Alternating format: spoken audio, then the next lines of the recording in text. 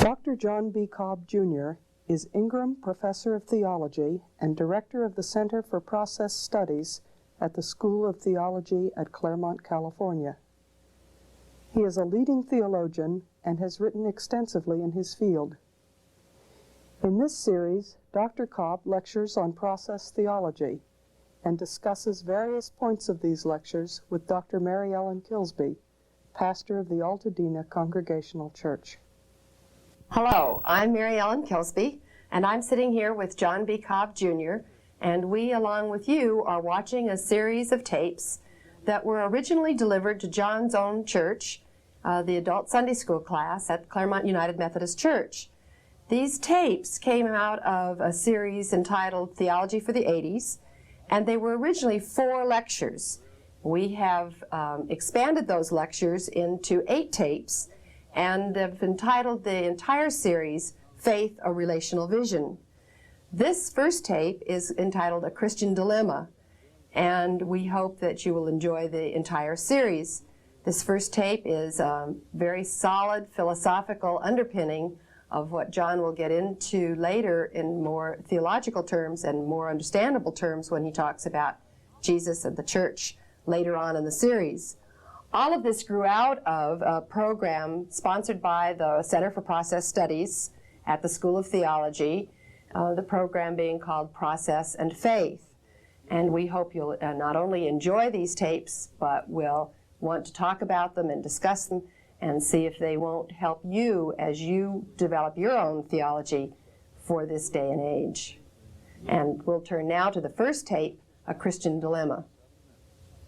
So I want to talk really about an emerging vision and its contrast with one that still has an enormous power over us in the habits of mind, the ways of thought that govern our thinking, not only in theology, but for these sessions we will be talking especially about theology. I think at the present time we are at the end of a long period, maybe 300 years, of trying to adjust to a vision, a way of thinking, which I'm going to speak of as the dominant Western scientific vision, which has made it increasingly difficult for Christians to articulate our historic faith and our felt faith, our lived faith, in a way that's consistent or coherent with the rest of what we think and do. And there have been all kinds of consequences of this. Let me just give one example first. To me, very, very central to our whole Christian experience and the way in which we articulate that experience within the church is the notion of divine grace. We live by grace, from grace. And that grace is directive grace, empowering grace. It is strengthening grace. It is enlivening grace. But it's a very concrete reality in our experience, something that really makes a difference and alters the course of human history. We can speak of it as the creative, redemptive work of God. We can speak of it as providence. Lots of ways of talking about it. But all of them imply that what God is doing in the world really makes a difference in terms of what happens in human life and collectively in society. But the dominant point of view that I'm speaking of is this Western scientific vision describes what's going on in the world in entirely different terms.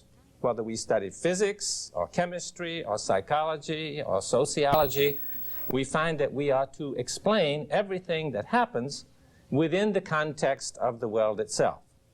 There's no place for the action of God. You can take a lot of courses in any major university in the country, and you will not find any of the professors talking about, now when we get to this aspect of chemistry, we have to talk about what God is doing. Or when we get to this aspect of psychology, we talk about God's activity. It just doesn't happen.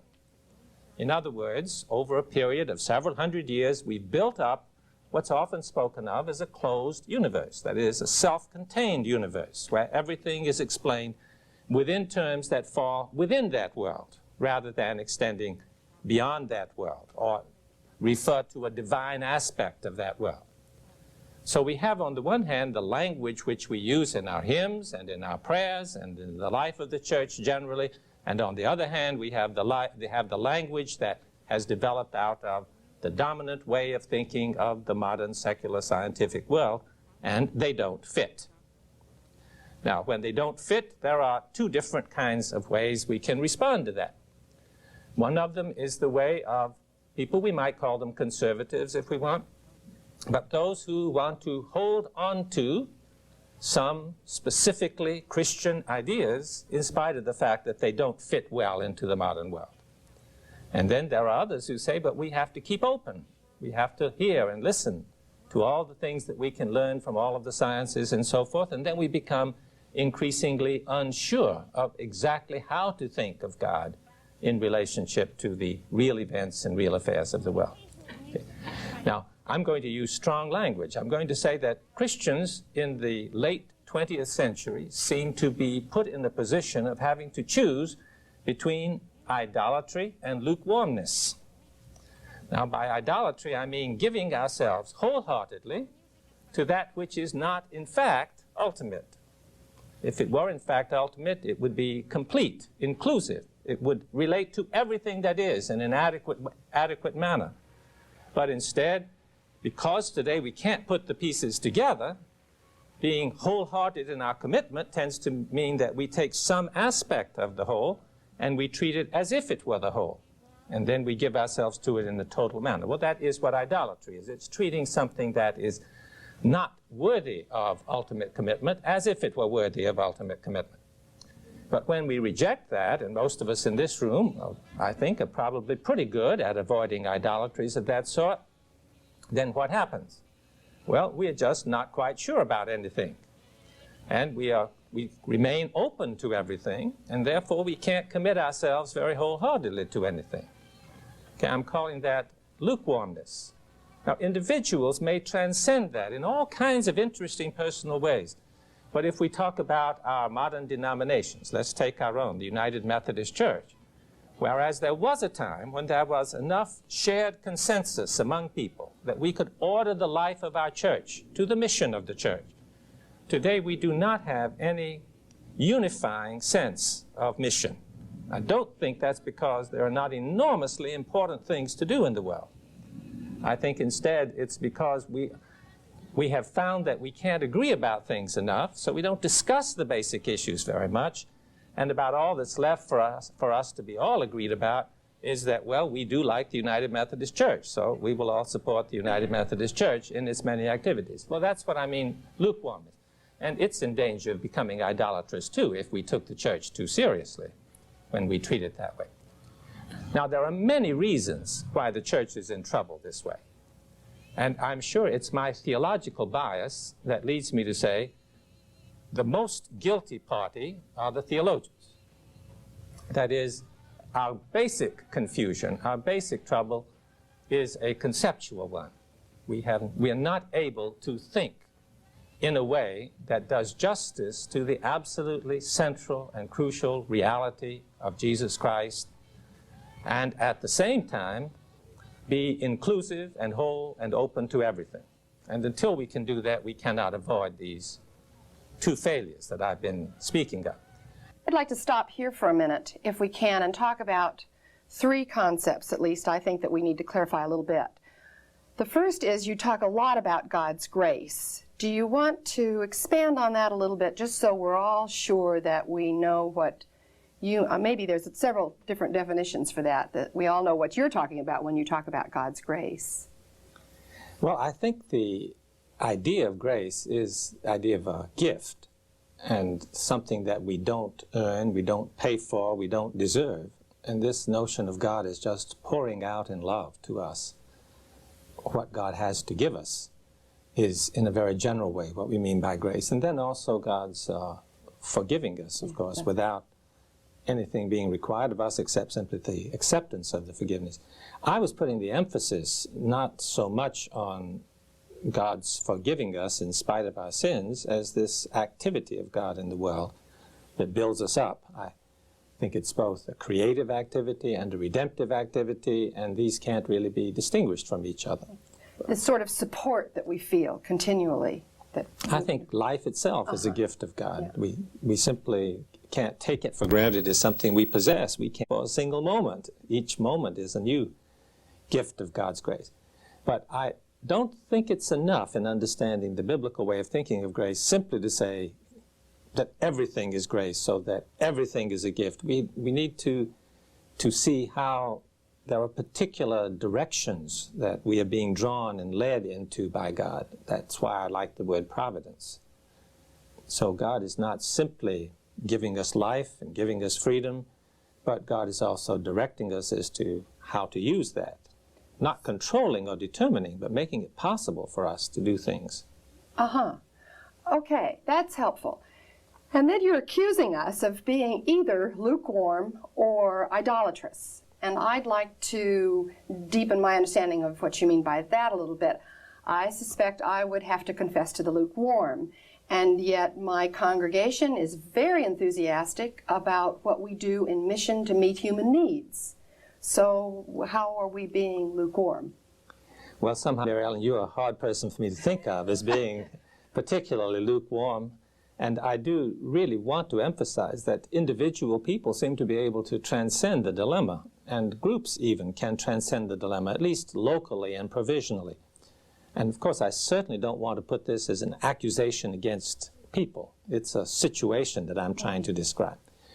But when I say that the situation pushes us in this direction, makes it difficult for us to escape it, it's because it's so hard to think today, even of God, in a way that isn't so bound up with something very particular and limited, that if we believe in God, there's something we are leaving out. I mean, for example, today we believe in the Christian God.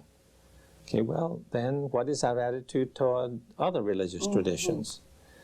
And if we give ourselves wholly to the Christian God, does that mean that we think that those people who are not Christian are outside of the faith? And most of us don't feel that way. We feel there's something good going on there too, and yet we're not quite sure how to bring these two things together. And so we'll continue to do lots of good things as Christians, but we don't quite believe that that the way we are doing it is the way to do it. Okay. And so we want to always be very tolerant and open and receptive to others, and then we back off from making such strong claims for what we do and what we believe. An anecdote just occurred to me. We're going to be cooperating with a more conservative church in a vacation church school program.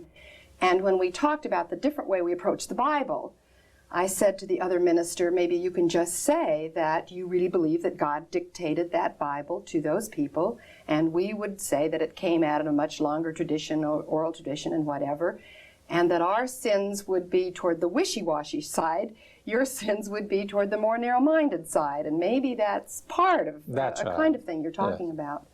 The other thing you mentioned was idolatrous then, and how then would you deepen that understanding? If you're believing in God, is that idolatrous?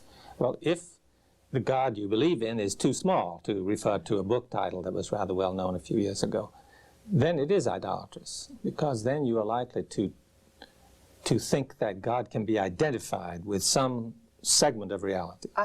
Even if we think of God as, say, up there, and somehow not in here and all around, so that every time we think of God, we are thinking of a particular directionality, a particular segment of reality, and then we want to give ourselves wholly to that. Even that can become idolatrous. Because you're just giving it to that segment and you're letting everything else go, or not even including or paying attention to it. That's right. That's right. And of course, you were speaking of an attitude toward the Bible. That's a very common form of idolatry, isn't it? To take the Bible as such, as if it were a sacred reality in and of itself. Yes. And to find this, which surely is part of the creaturely world, as if it was something absolute. That's idolatry. To look for absolute authority anywhere in the creaturely world is idolatrous.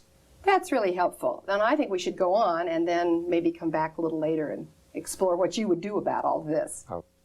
Now, I'm trying to make as my second point that the reason we're in this kind of trouble is that the worldview that we have been trying to adjust Christian thinking to for such a long time is one that is inhospitable to Christian thought.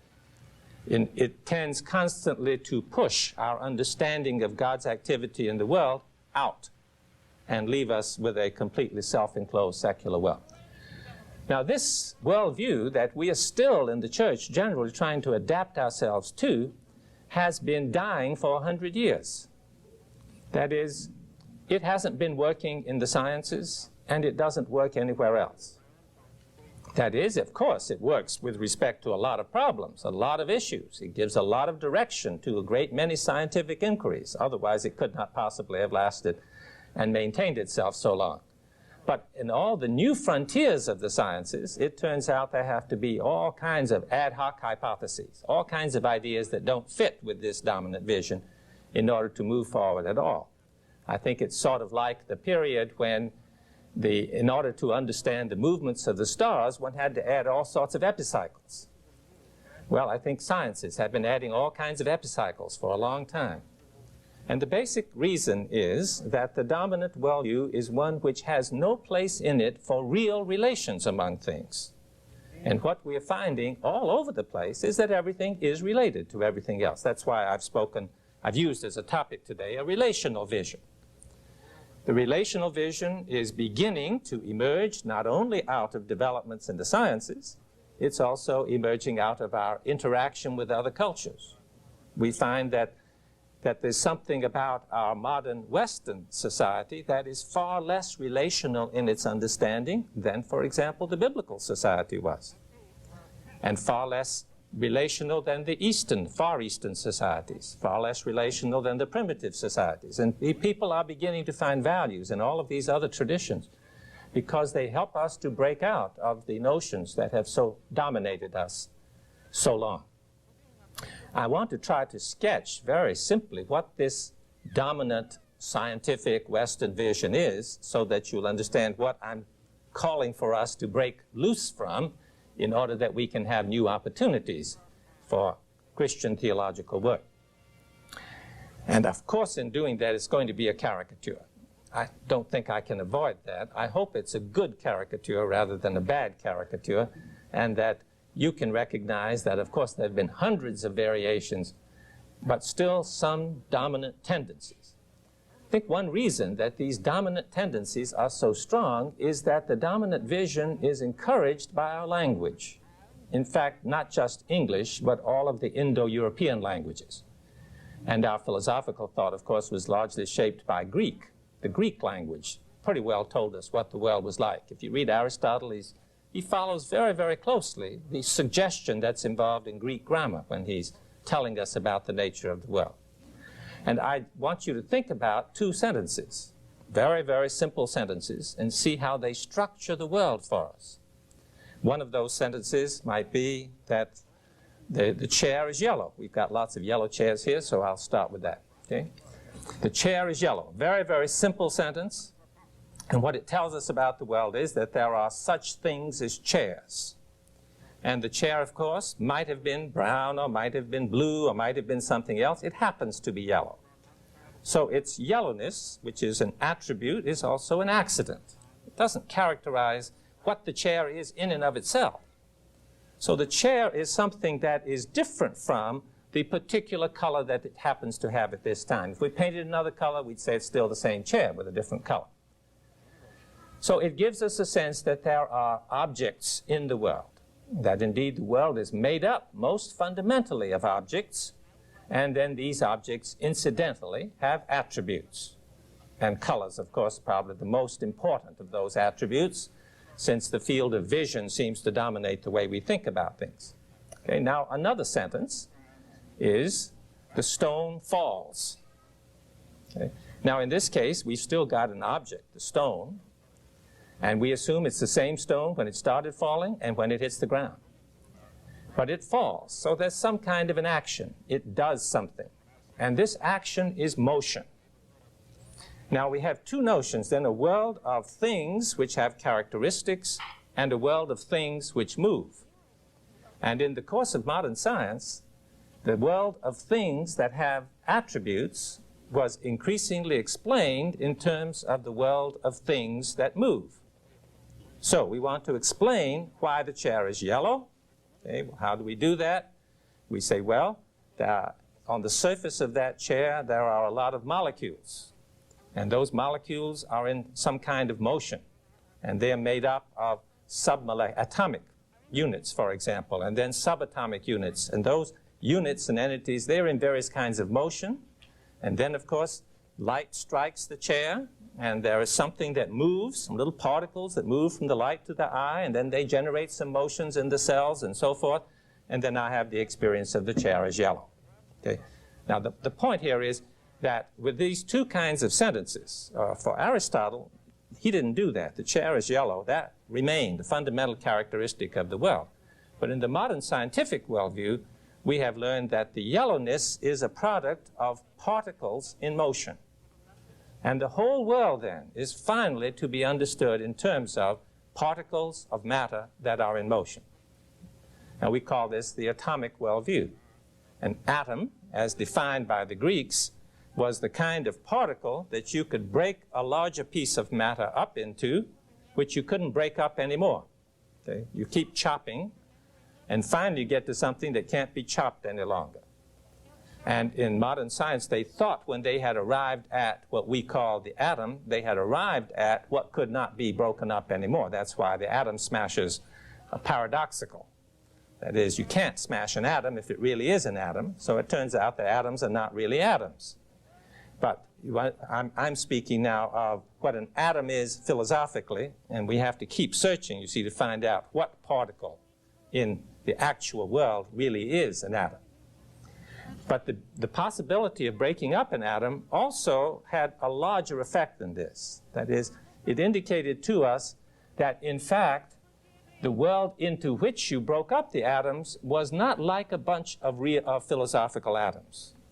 These subatomic things are not like what the language about atoms suggested they ought to be like. Very hard to say what they are like, but it's pretty clear that they're not like that.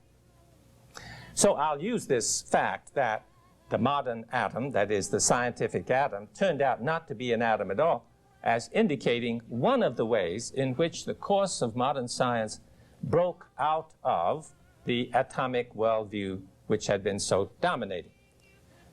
John, I think we need to stop here and talk a little bit about what you've been saying, because there's a lot of meat here. And I gather what you're telling me is that the way I've been looking at the world is wrong, and that right now it's wrong both for Christianity and it's wrong for the sciences. It's not fitting either way. But I'd like you to talk a little bit more about how you see that and why that is. I think the way that you've been looking at the world is probably a confused mixture, unless you're a very unusual person, because the different kinds of messages that we get as we read from different sciences, social sciences, natural sciences, and so forth, are in conflict with each other these days. I've been trying to talk about a very deeply entrenched habit of mind that still influences a lot. I think for most of us, when we dredge it up and become very clear about it, we say, that's not really the way we think. And in that sense, I'm not saying that most people today think wrongly, but they're still trapped in a habit of mind that doesn't fit. One of the things you said was that we're into the same kind of syndrome that scientists were when they had to develop epicycles. What are epicycles, and what was that all about? Well, in the Ptolemaic astronomy thought that the perfect form of movement was a circle. Of course, the world was stationary, and since the heavenly bodies were infinitely superior to the earth, they were celestial, whereas earthly things are merely terrestrial, they assumed that they moved in the perfect form, and that would be a circle. But then when they got the empirical facts of the motion, they didn't quite come out in circle forms. They didn't want to give up that basic conviction that they moved in circles. So they say that every now and again they stop on the circle and do a little circle around the edge of the periphery of the circle. So we got a big circle with a lot of little circles around it. So this idea of epicycle is simply the notion you hang on to your basic hypothesis, and then you make adjustments in order to fit the evidence that doesn't really fit your basic hypothesis. And that's what you think, or you would affirm that we're doing today? I think so. That we're hanging on to some old beliefs that don't really fit, and kind of thinking of all sorts of circular ways to get around them, or to include them, or to feel okay about them still. That's right. And I think that operates in physics, and I think it operates also in psychology, just the whole range of disciplines. And in the church. And in the church, certainly. I see. Now let's talk a little bit about that falling rock and those yellow chairs. Okay. In my experience, there still are falling rocks and yellow chairs. Are you saying that I need to think about those falling rocks and yellow chairs differently than I have been? Yes, and I think it's very important that we give up the notion that there really are chairs and that there really are rocks. Oh, I'm relieved to hear that. There is a lot of philosophical and even philosophy of science material which tells us we really shouldn't think about there being real chairs and real rocks. We ought to only think about the phenomena, that is, the colors that we experience.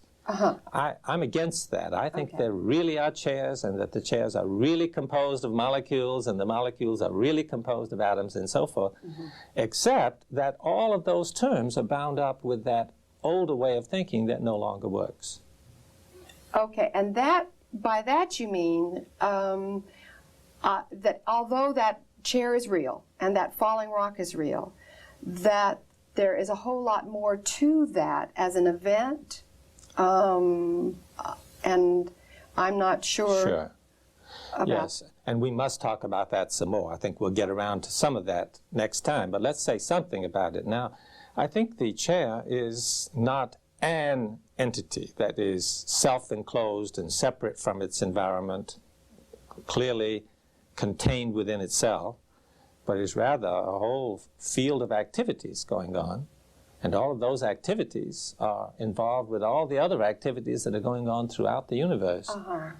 And you'll be talking more about that then in I'll try. succeeding tapes. It doesn't make it easy, but we will talk about it some more. Another thing that occurred to me is that as you talked about the atom splitting more and more, we're talking, I'm a little confused because you're talking about atoms in a philosophical way and you're also talking about atoms in a physical science manner. Right. Would you talk about that a little bit? Sure. Well, the Greeks had the notion of an atom, and from that point of view, an atom would be whatever it is that cannot be divided. That's the very meaning of the word atom. So they weren't saying where the atom would be found. They didn't have the equipment to analyze chairs until they got to atoms. But they were convinced for purely conceptual reasons that that must be possible. And that the whole universe, some of the Greeks were convinced, I should say, and that the whole universe could finally be analyzed into particles that could no longer be analyzed into anything else. And these particles were completely self-contained, couldn't change in any way whatsoever. So the changes in the world are the result of their moving around in relationship to each other. You can get a picture of these little tiny atoms hooking up with each other. When enough of them hook up together, then you may have a stone or a carpet or a chair or something else. Then they can break apart. So you can tear the carpet up and the stone can come apart. So that's a philosophical notion. Then in modern science, as scientists began to be able actually to analyze and analyze and analyze, they came to a point where they thought, now we've found what cannot be broken up anymore. So they called it an atom. And when it was possible later on to smash the atom, it turned out that obviously they had misnamed it. But by that time, they were so accustomed to using the word atom for that they didn't change it. Sure. So today, they still have, many of them still have a habit of mind that there must be, at the subatomic level, some particle that functions the way in which the Greeks said an atom would function. But the evidence doesn't fit that very well. That's one of the places that these epicycles come into play. You see, you hang on to the notion there must be something that the whole world is made up of, which is absolute, ultimate, can't be broken up, remains the same forever. And you're arguing that that is not true. And many physicists would agree. It does not, that kind of an image does not work well for the subatomic realm. And then beyond that, though, you're arguing that that reality makes a difference, or ought to, in the way I experience that yellow chair and falling rock. And or maybe other things about it. Or at least think about it. Yes. Because, see, as long as biologists accept these ideals of physics to explain the complex things in terms of the little particles that make it up, they still explain rabbits by cutting the rabbit up into smaller and smaller bits and seeing how the little particle affects the larger thing. And I think there are many biologists who realize you don't really explain how a rabbit behaves out there in the field in terms of the little bits into which you cut it up in the laboratory. But the prestige in biology still goes with those who are doing the cutting up and finding out more and more about the little bits. And the field ecologist who goes out there and watches the rabbits run around, well, the other scientists think that's not really good hard science. You see, the prejudice still cuts in the direction of this atomistic view and the science that goes with the atomistic view. And therefore, you would indicate with the title of this tape that that this whole thing then brings to us in the church, in the Christian church, a real dilemma, because we no longer can affirm our faith with the old world view in a way that is really open to what we would perceive as reality. And or we just have to take a segment of it, like you're saying the scientists maybe do, and stick with that, and that neither is adequate. Yes, for example, if we take what we think of as Christian experience and say, now let's explain Christian experience. And we think we have to explain it, first we'll say psychologically, and then what does it mean to explain it psychologically? Well, you keep at that a while. Eventually you may say, well, we explain it in terms of physiological psychology. How do we explain physiological psychology? Well, we explain it from the physics side. So we eventually explain our Christian experience in terms of the neurons in the brain. Now, most of us don't do that, but nevertheless, that's sort of in the general culture, and we are afraid to point in another direction with equal conviction that this is tough-minded thinking. That's right. Yes. That's right. Or you're, to go back again to the beginning, your other choice seems to be to block all of that out and simply stick with something that really doesn't work as an adequate worldview at all. That's right. Of course, it's possible to say, I know that when it comes to Christian experience, this is the gift of God. Then we've got an explanation that's completely discontinuous with the way we explain what happens when we flip on a light switch or when we build a bomb or any of these things. And so we live in two worlds. And so next time, you will give us a philosophical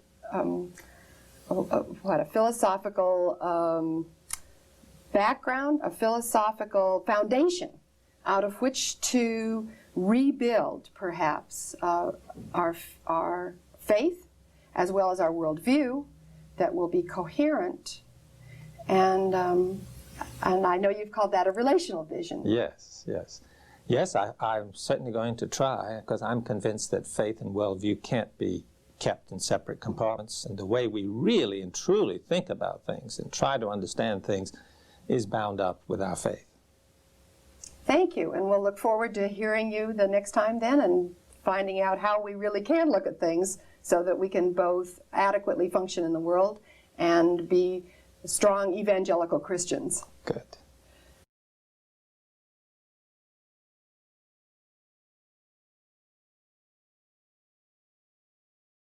Hello, this is Mary Ellen Kilsby again with John B. Cobb Jr.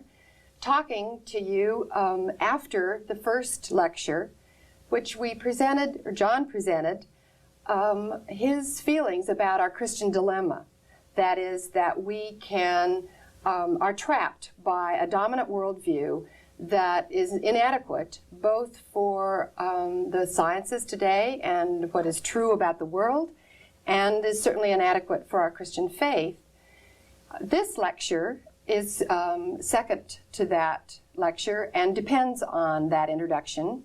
But John, I think it would be helpful to review a little bit, because for many people there will have been a lapse of time between seeing that first lecture and then this one, which I assume you're going to give us a little more hope for our vision. Last time you were talking about our dilemma. That is, that we're caught up in a very materialistic, atomistic worldview, you called it, or Newtonian worldview, and that's not fitting very well. Would you review for us just a little bit about how you felt about that, how you interpreted that, before we move into continuing with that worldview and then proceeding on to something else? Well, I took the idea of the atom coming from the Greeks as symbolizing the problem. I mean, the Greeks thought that if you analyze things far enough, you'd get to something that was indivisible. And finally, everything, the complex world in which we live, could be explained in terms of these indivisible units and the way they bumped into each other and the way they hooked up with each other and so forth and so on. And although that's a very crude way of talking about the modern scientific worldview, this kind of prejudice in favor of explaining the complex phenomena of human experience and the human world in terms of some tiny little parts that are somehow self-explanatory, self-contained, self-controlled, has been very powerful. And it gets in the way of understanding how God can be present and active in the world, as well as just understanding human experience in any kind of rich way. And I think then you felt that despite the fact that there are real chairs and falling rocks, that because of the way we've looked at objects in our world, and then probably more importantly, the way we've looked at one another, human beings, and our own experience, the choice that we've had to make in our churches today then has been one between being lukewarm, or as I've called it, wishy-washy, or being idolatrous. That is, taking something as ultimate that's only a part of the reality. I think our audience needs to remember, too, that this is really the second part of what you did originally as one entire lecture in front of a Sunday school class in your own church.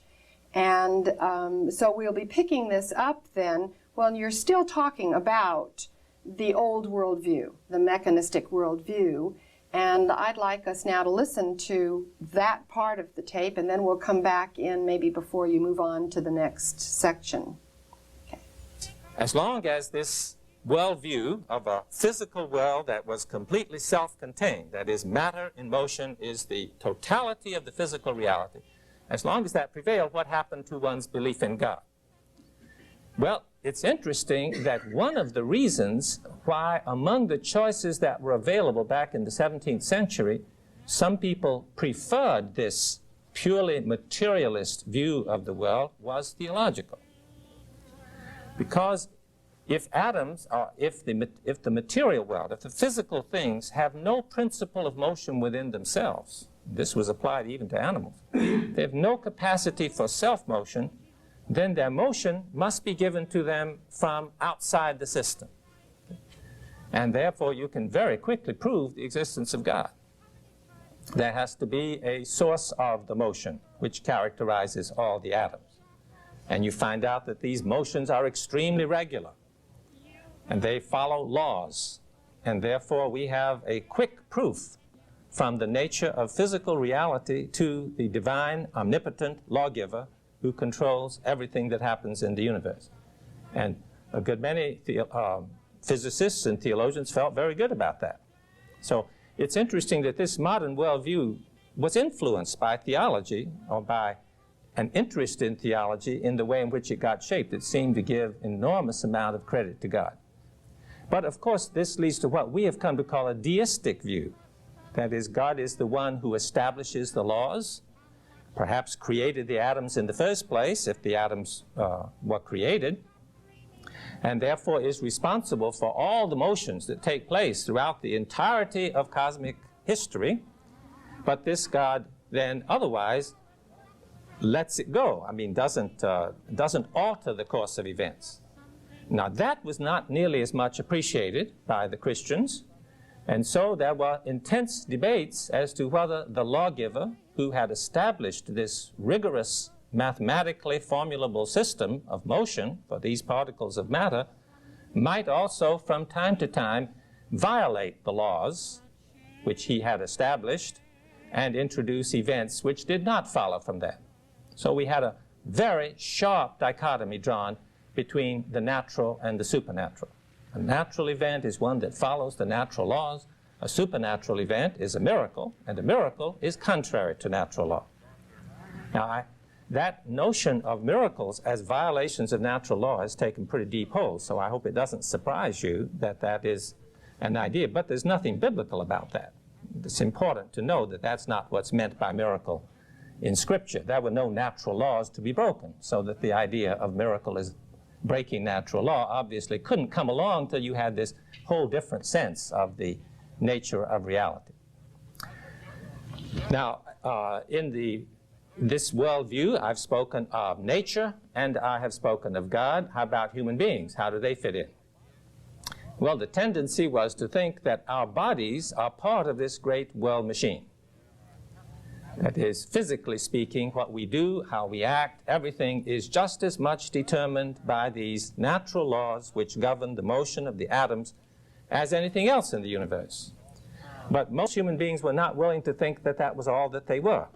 It seemed we were also in some way at least observers of this whole process. So we had a sharp separation between the physical realm, which includes our body, and the mental realm, which is made up of our minds.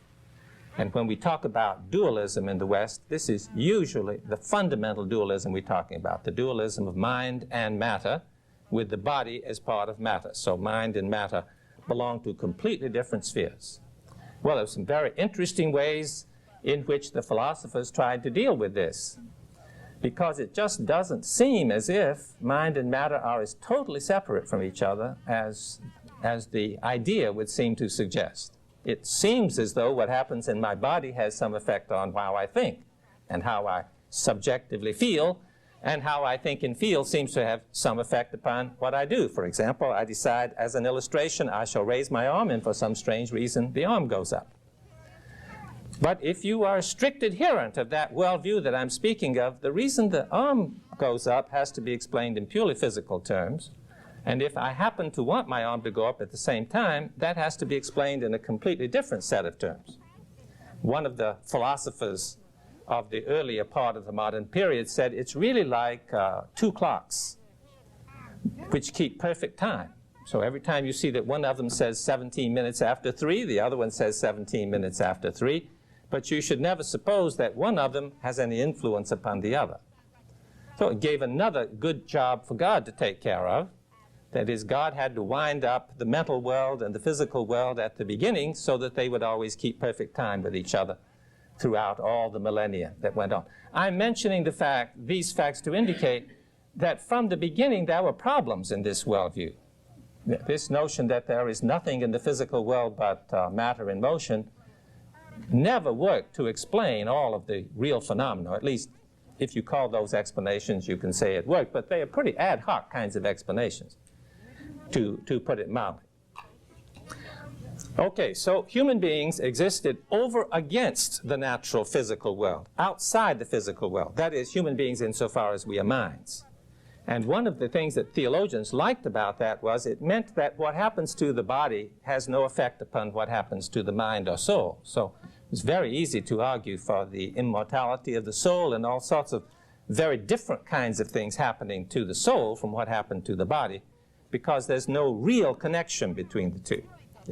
I hope you sense the contrast in all of this with what I've called a relational vision. Now, atoms can be related to each other, but the way in which atoms are related to each other is only that they come into different spatial relationships to each other. The atoms are not changed at all. They may even hit each other and bounce off of each other according to the laws of motion, but they are in no way even dented. That is, in the classical notion of the atom, no change can ever take place in an atom. The only changes are external changes, that is, external relations to other things, spatial relations to other things. And if you think of human beings in the same way, see, you think of each human being as being something like an atom, then our relations to each other are external relations to each other. We don't really enter into each other's lives or help to constitute one another's lives. We remain separate from each other. And if you'll study the origins of modern economics, the origins of modern sociology, and so forth, one finds this very individualistic notion of human beings is central and has shaped so much of the theory as it guides our social sciences as well as the way it guides our physical sciences. Okay, I've tried to give you some sense of this classical doctrine in order to indicate how poorly it fits with our lived experience, and I think how much damage it is doing to the whole world in all kinds of ways, and is doing to the churches, as I've already indicated. Now, because many people recognize these problems, as I've indicated from the beginning they were recognized. They were sort of pushed to the side as merely theoretical questions. You had to get on with the business along the main line and leave these areas of uncertainty to be worked at by those people who happen to want to bother with them. But those areas of dissatisfaction have grown to such an extent that during the last 100 years, we've come to a point, nobody's going to defend that whole classical mechanistic vision that I've been describing. But in spite of the fact that nobody will defend it, it's still enormously influential. And this is the paradox we are in today. I think that's one of the reasons that nobody teaches in universities any longer these questions of worldview. They used to be taught in philosophy departments, but they're no longer accepted as proper topics for philosophy. We're in such a state of confusion, nobody wants to talk about it, I think. Okay, so here we are in a dilemma, a fine kettle of fish, you might say. But before we go on and talk about this a little bit, I'd like to know what a biblical miracle is, if it's not a miracle. Well, I think that we can use the word miracle the way the Bible uses the word miracle. That would be fine. But a miracle is simply something that's wonderful, something that's amazing, something that startles us. And it was this technical translation of that into a violation of the laws of nature, which comes much, much later. You see, if you think that there is this physical world out there, that everything works according to rules and laws and principles which were laid down from the beginning by God or something like that, then something happens that doesn't fit that pattern. You've got something that is strictly supernatural. But the biblical vision doesn't have any such nature from which God's present activity is absent. And it doesn't have any supernature, because that's just not a possible notion. So those of us who have thought about the miracles of every day haven't been so far off after all. No, it seems to me that one could say that life itself is miraculous, Yes, and that really is. That's very And nice. human beings are miraculous, and of course that doesn't exclude the possibility that someone really walked on water. That really is miraculous. But there are not some kind of physical laws eternally established which are violated by that. It's just a very extraordinary event, which I certainly wouldn't be able to emulate. I see. Okay, I understand, and that's very helpful. In talking about this very mechanistic worldview, I'm sort of torn, because it seems to me that although God was not ever presented in my experience or in my Sunday school background as the clock winder, I mean, that was kind of an old idea. God was the lawgiver, and then had permitted us, and of course the language we used was very sexist. He allowed us then, after these laws were given, to make our own decisions, to free us up. I'd never felt as a puppet, but I guess I felt that God laid all this out, and then somehow I could make my own choices in this. But are you saying that I've really been then more mechanistic than I've thought? I'm not sure. In the 18th century, there was already a strong sense that there was both analogy between moral law and natural law, but also a difference. The natural laws were things that had to be obeyed. The moral laws were things that could be violated at a cost. If you violated the moral law, there would be consequences. But those who talked in terms of moral law usually did believe that human beings had the freedom to obey or disobey the moral law. So I don't think it's mechanistic. It does tend to be obviously legalistic. That is, you have these eternally laid down rules for moral conduct, just like you have the eternally laid down rules that govern nature. And I don't think that's a good way to think of nature, and I don't think it's a good way to think of ethics. What did that do to prayer? Well, if prayer is understood as one of those things that God requires of us morally, then there's a tendency to think that I ought to pray, because that's one of the good modes of activity that conforms to the moral law, and therefore the tendency would be to think if I prayed more, I would gain rewards. If I prayed less, maybe not punished, but at least I wouldn't gain the rewards that would come from that. Okay, but in the deistic worldview, then there's no point in prayer. Certainly very confusing. And a lot of people did want to say that it's all right to pray as long as the purpose of the praying can be understood purely in terms of mental or psychological factors, but to pray for something that would in any way change the course of natural events, well, that's praying for a miracle in this supernatural sense of miracle. And of course, people could pray for that, but on the other hand, in many Protestant contexts, the idea was that there hadn't been any miracles, supernatural events, since the closing of the canon. So that was not a relevant form of prayer.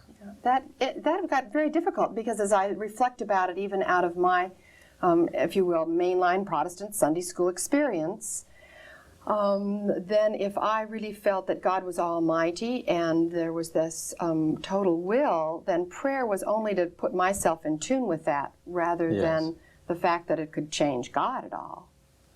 Yes, I think if you have the view of God that grew up in this atomistic notion, where God is completely self-contained and God is not changed in any way by what happens in the world, then prayer almost inevitably becomes some kind of auto-suggestion. Yes. Yeah, that's very interesting.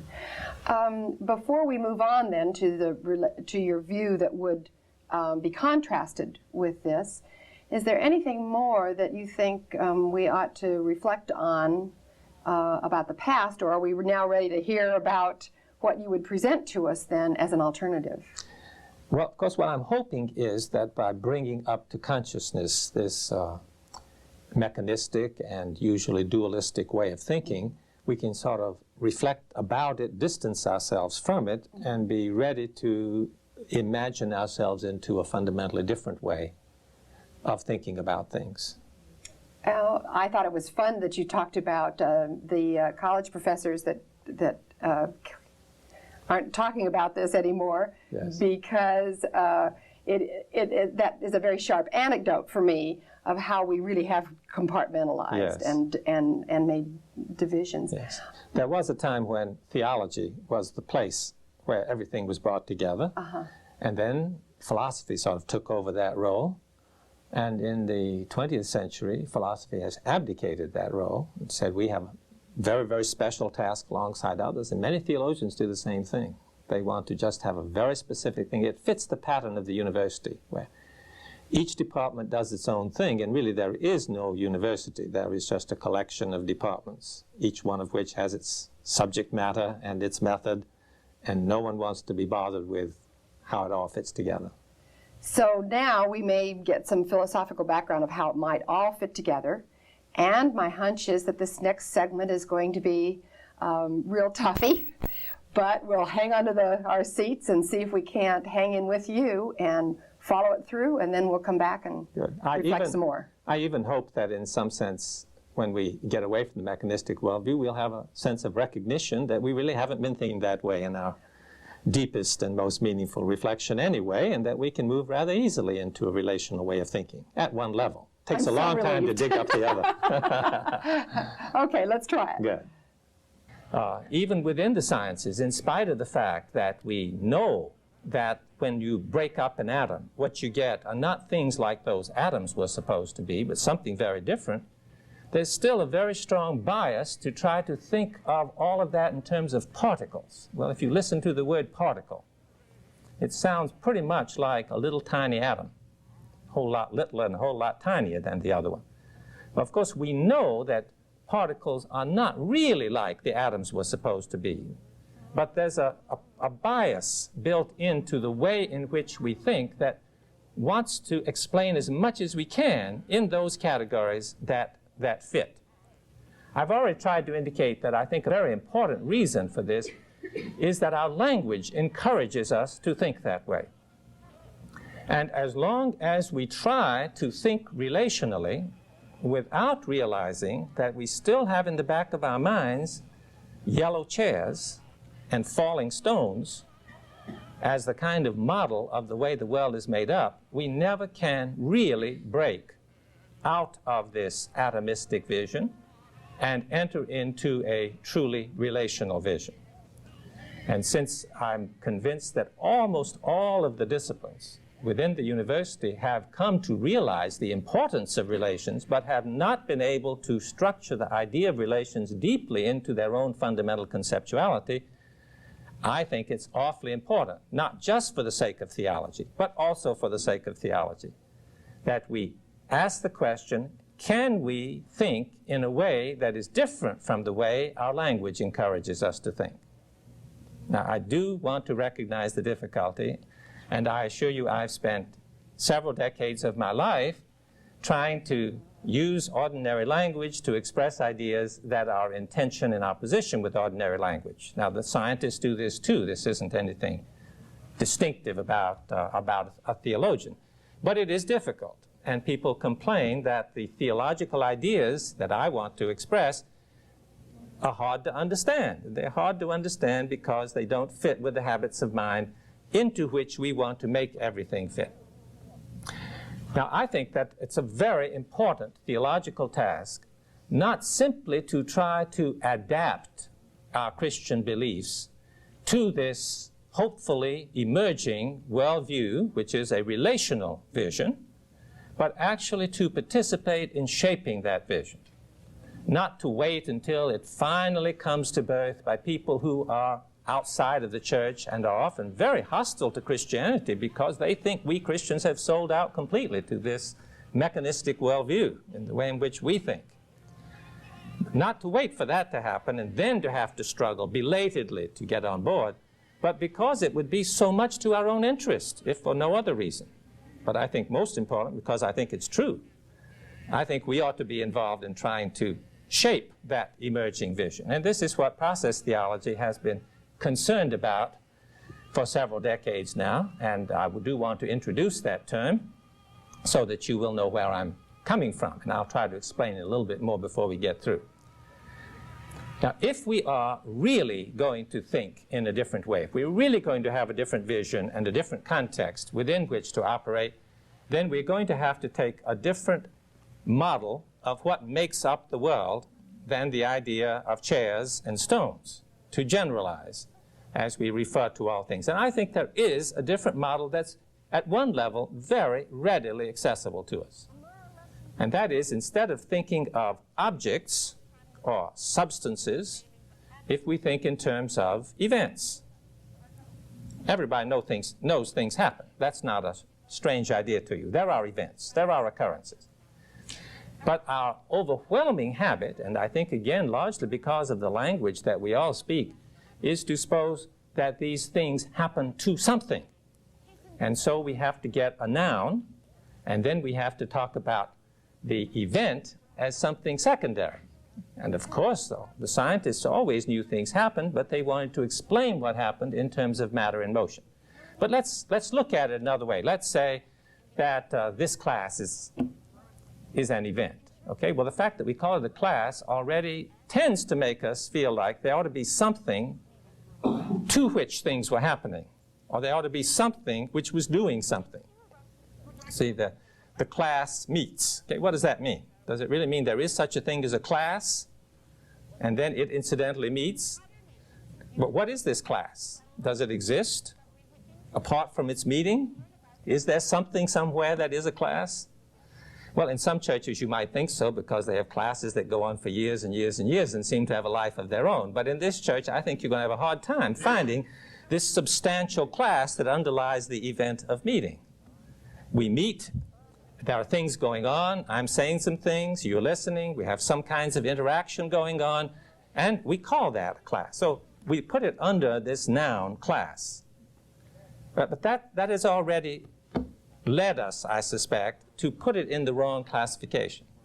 Okay? If we're going to take this event, I hope you understand that I can speak of this class's meeting as an event now rather than as some object. If we take this event and analyze it, what are we going to analyze it into? Okay, are we going to analyze it into matter in motion? Well, I don't see any reason that we should have to do that in order to give an adequate account of what takes place. I do think we'd have to analyze it in terms of what happens in the experience of each one of you and in my experience. Because we're not all experiencing the same thing. Each experience is different from every other experience. And then we can take the experience that you have during the course of 30 minutes or 40 minutes, and we can analyze that into the experience you have in each minute. We can analyze that into the experience you have in each second. And we can keep analyzing that. But now, at some point, I don't think we can analyze it anymore. That is, an experience has to have some time in order to happen at all. Well, there are some physiological indications that this is true also, and some people say it may be about 1/10 of a second. I'm not interested in the statistics. Let's let that go. But you really can only have a certain number of successive experiences in a second, and we'll just arbitrarily say, let's suppose it's about 10. Okay, so what's happening in 1/10 of a second? Well, a human experience is taking place, and there are millions of those before we get through talking about even such a simple thing as the larger event, which is the meeting of the class. Now, I think that the experiences that take place are at least have their analogies in what's going on in the cells in our body and so forth, but we'll just limit ourselves to human experiences in order to talk about this. Now, my conviction is that if we take human experiences as the kind of real thing of which the larger event of the class constituted, then we can understand why relations are so fundamental to reality. So think for a moment about your experience in contrast to a chair. Okay? The chair remains the same chair. That's the way we think of it, at least, throughout the entire time we're sitting here. But your experience doesn't remain the same experience. At least I hope not. I hope from moment to moment some new things are happening. Some ideas are emerging, or at least if you're daydreaming, that's okay too. That's still some kind of a succession of events that are taking place. Okay, so an experience isn't, when you think of an experience, it comes into being and it ceases to be very, very quickly. That's a very, very different notion from a chair that endures throughout not only this hour, but many, many other hours and days and weeks, we hope years. Okay. So now how does it come into being? Does an experience have the kind of self-enclosed unity that we would think of a chair as having, and that an atom is the perfect example of? Well, I don't think so. I think if you ask what is happening in any moment of your experience, and then say, now I'm going to try to think of what is happening apart from the relations that are involved in what's happening, you wouldn't end up with much. In fact, my opinion is you wouldn't end up with anything at all. If you think of the relation of your experience to what I'm saying, okay, have to subtract that. Now think of the relation of your experience to your past experiences, okay, subtract all of that. Think of the relation of your experience to your body, subtract all of that. Keep going, subtract everything in your experience that is relating what is happening now to something that has happened in the past or in the present world. I think you will have exactly nothing left. Because I think your experience is a creative synthesis of what's happening in your body and what's happening in your world. And of course what has happened in your whole personal career. All of that is present. So if we think of an experience as the model in terms of which we think of the things that make up the world, including the physical world, we have a fundamentally relational notion instead of a notion of things which are fundamentally independent of each other. Now again, my basic argument is that what we are learning in all of the sciences, what we are learning in our intercultural relations, what we are learning in our human activities, what we are learning in our Christian faith, is that we are all related to the life system of the earth and beyond the life system of the earth to all of the physical grounds of the earth and so forth and so on. We're learning that we are related. There's nothing new about saying that. We don't require a new worldview in order to point out the fact that all of these relations take place. But as long as we try to understand those relations in terms of the habits of mind that are grounded in our language and have been systematized in the modern, scientific, Western worldview, in the end, we will keep analyzing the things that are related and explaining them in terms of something that we do not find related, and our final conceptuality in terms of which we interpret everything will do away with the sense of relations with which we've begun. It's been happening again and again and again. So I'm suggesting that what we need is to re-examine the basic models of what we think about and see if we can rethink our world in light of a model of event. Finally, I would say a model of experience instead of a model of physical atoms. Now, today, I regret I have been speaking at a level of high abstraction, and I'm sure that is not altogether enjoyable, pleasant, or interesting. We will be, next time, talking about the self and God, and those are at least more familiar theological topics. But I think that you will find that a notion of self, which is based on a radically relational vision, will be quite different from our habits of mind as we ordinarily think about the self. And I think you will also find that a notion of God, which is based upon a radically relational vision, will be quite different from the ways in which we are habituated to thinking of God out of another vision. I think you'll also find there all kinds of points of contact with ways that everybody is already thinking. It isn't some kind of total break, but it is a fundamental reorientation that turns different things into problems and makes for new opportunities, and I think very valuable new contacts with our own biblical heritage. So I hope many of you will be able to come back. Others are welcome. They won't quite understand the context out of which I'm trying to explain next time, but I think that something can be understood even when we do jump right into particular problems within the broad context. Thank you. Well, I thought that was very exciting. I liked the vision, and I liked what you, the image about the class. I especially love the classes that go on forever. I'm afraid in most of our churches that's not true anymore, at least the ones I'm familiar with. I do have a problem with what you talked about as my experience, and analyzing that into events and seeing that as relational makes great sense to me. In fact, that's what I think, the way I experience things. Now, how does my language contradict that? You talk about the fact that we're kind of, think you use the word maybe, but trapped by our language. Mm-hmm. That is, our language sets us up for the old world vision rather than allows us to feel that this vision you talked about can be dominant, and yet what you talk about I affirm out of my experience. Yes. Well, we'll talk about that a little more next time, but just think of another very simple sentence in language: I see the chair, or I feel gloomy, or whatever it might be. It sounds like there's an I that is something different from the feeling, and we think of that I as being the same I and somehow not really affected by what's going on, you see. So that substantial notion, that atomistic notion, has gotten mixed up with our language about ourselves.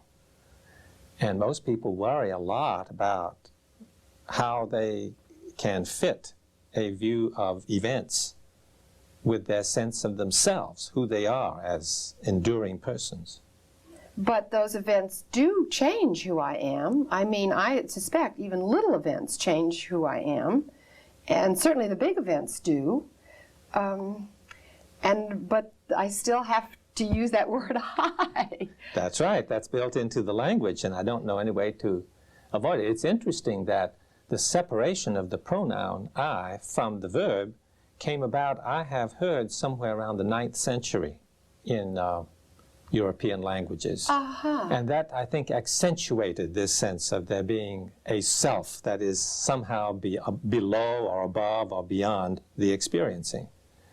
So I think you're constantly changing, because every new experience is something different from every old experience. And I don't think there is an I that's not immediately immersed in that whole flow of ever-changing experience. But our language keeps suggesting that there is. Are you saying that it's when we learned Latin and so forth, where the pronoun was involved with the verb? Yes. That was better?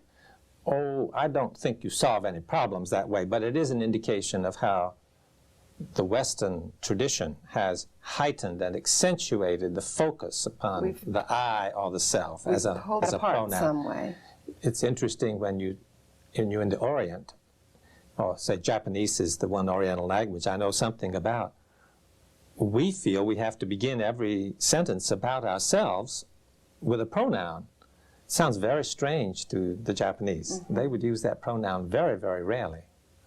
So there is a tendency in some languages more to simply present the event rather than first announce to whom it is happening and then present the event.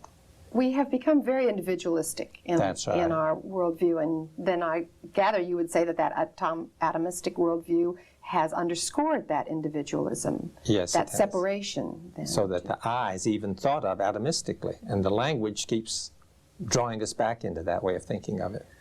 Would you be proposing eventually for us to restructure our language, to come up with some esoteric jargon that would help communicate the ideas better?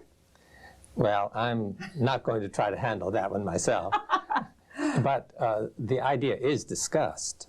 There is a leading theoretical physicist by the name of David Bohm who's written a book, and the first chapter of that book is an effort to indicate another kind of language that wouldn't lead us to so much confusion in the field of physics. And it would at the same time lead us to much less confusion in many other fields. So, of course, it focuses on the verb, and it takes the verb as the basic unit and works with various ways of dealing with the verb. But if this isn't going to be just another fad or a jargon kind of thing, then we're talking about a chicken and the egg problem and a long-range solution, I assume, that would be something that would work itself out as we also begin to look at experience differently. Yes, I think so. And I think there are lots of things that can be done without radically changing the language. I've grown up as a theologian using the word transcendence. A number of feminist theologians especially have been saying, let's not talk about transcendence, let's talk about transcending. Well, obviously that suggests an event, something that's happening, whereas transcendence gives a sense of a different sphere of reality somehow cut off. So we can operate within our own language and still express a much more dynamic and event-oriented kind of reality. I very much appreciate this. I hope that in maybe after one of the other segments of this series, we can get back to language again, because we have alluded to the feminist language thrust a couple of times now, and I think that may be worth exploring how that fits in, but perhaps that would fit better maybe after we talk about God, perhaps. Good. And we hope that you'll all want to watch the next in this series. And this will conclude this section then, where John has set the stage. And the next section then will talk about God and the self. Well, I think we'll focus on the self first, a relational understanding of the self. Okay, let's try that. Good.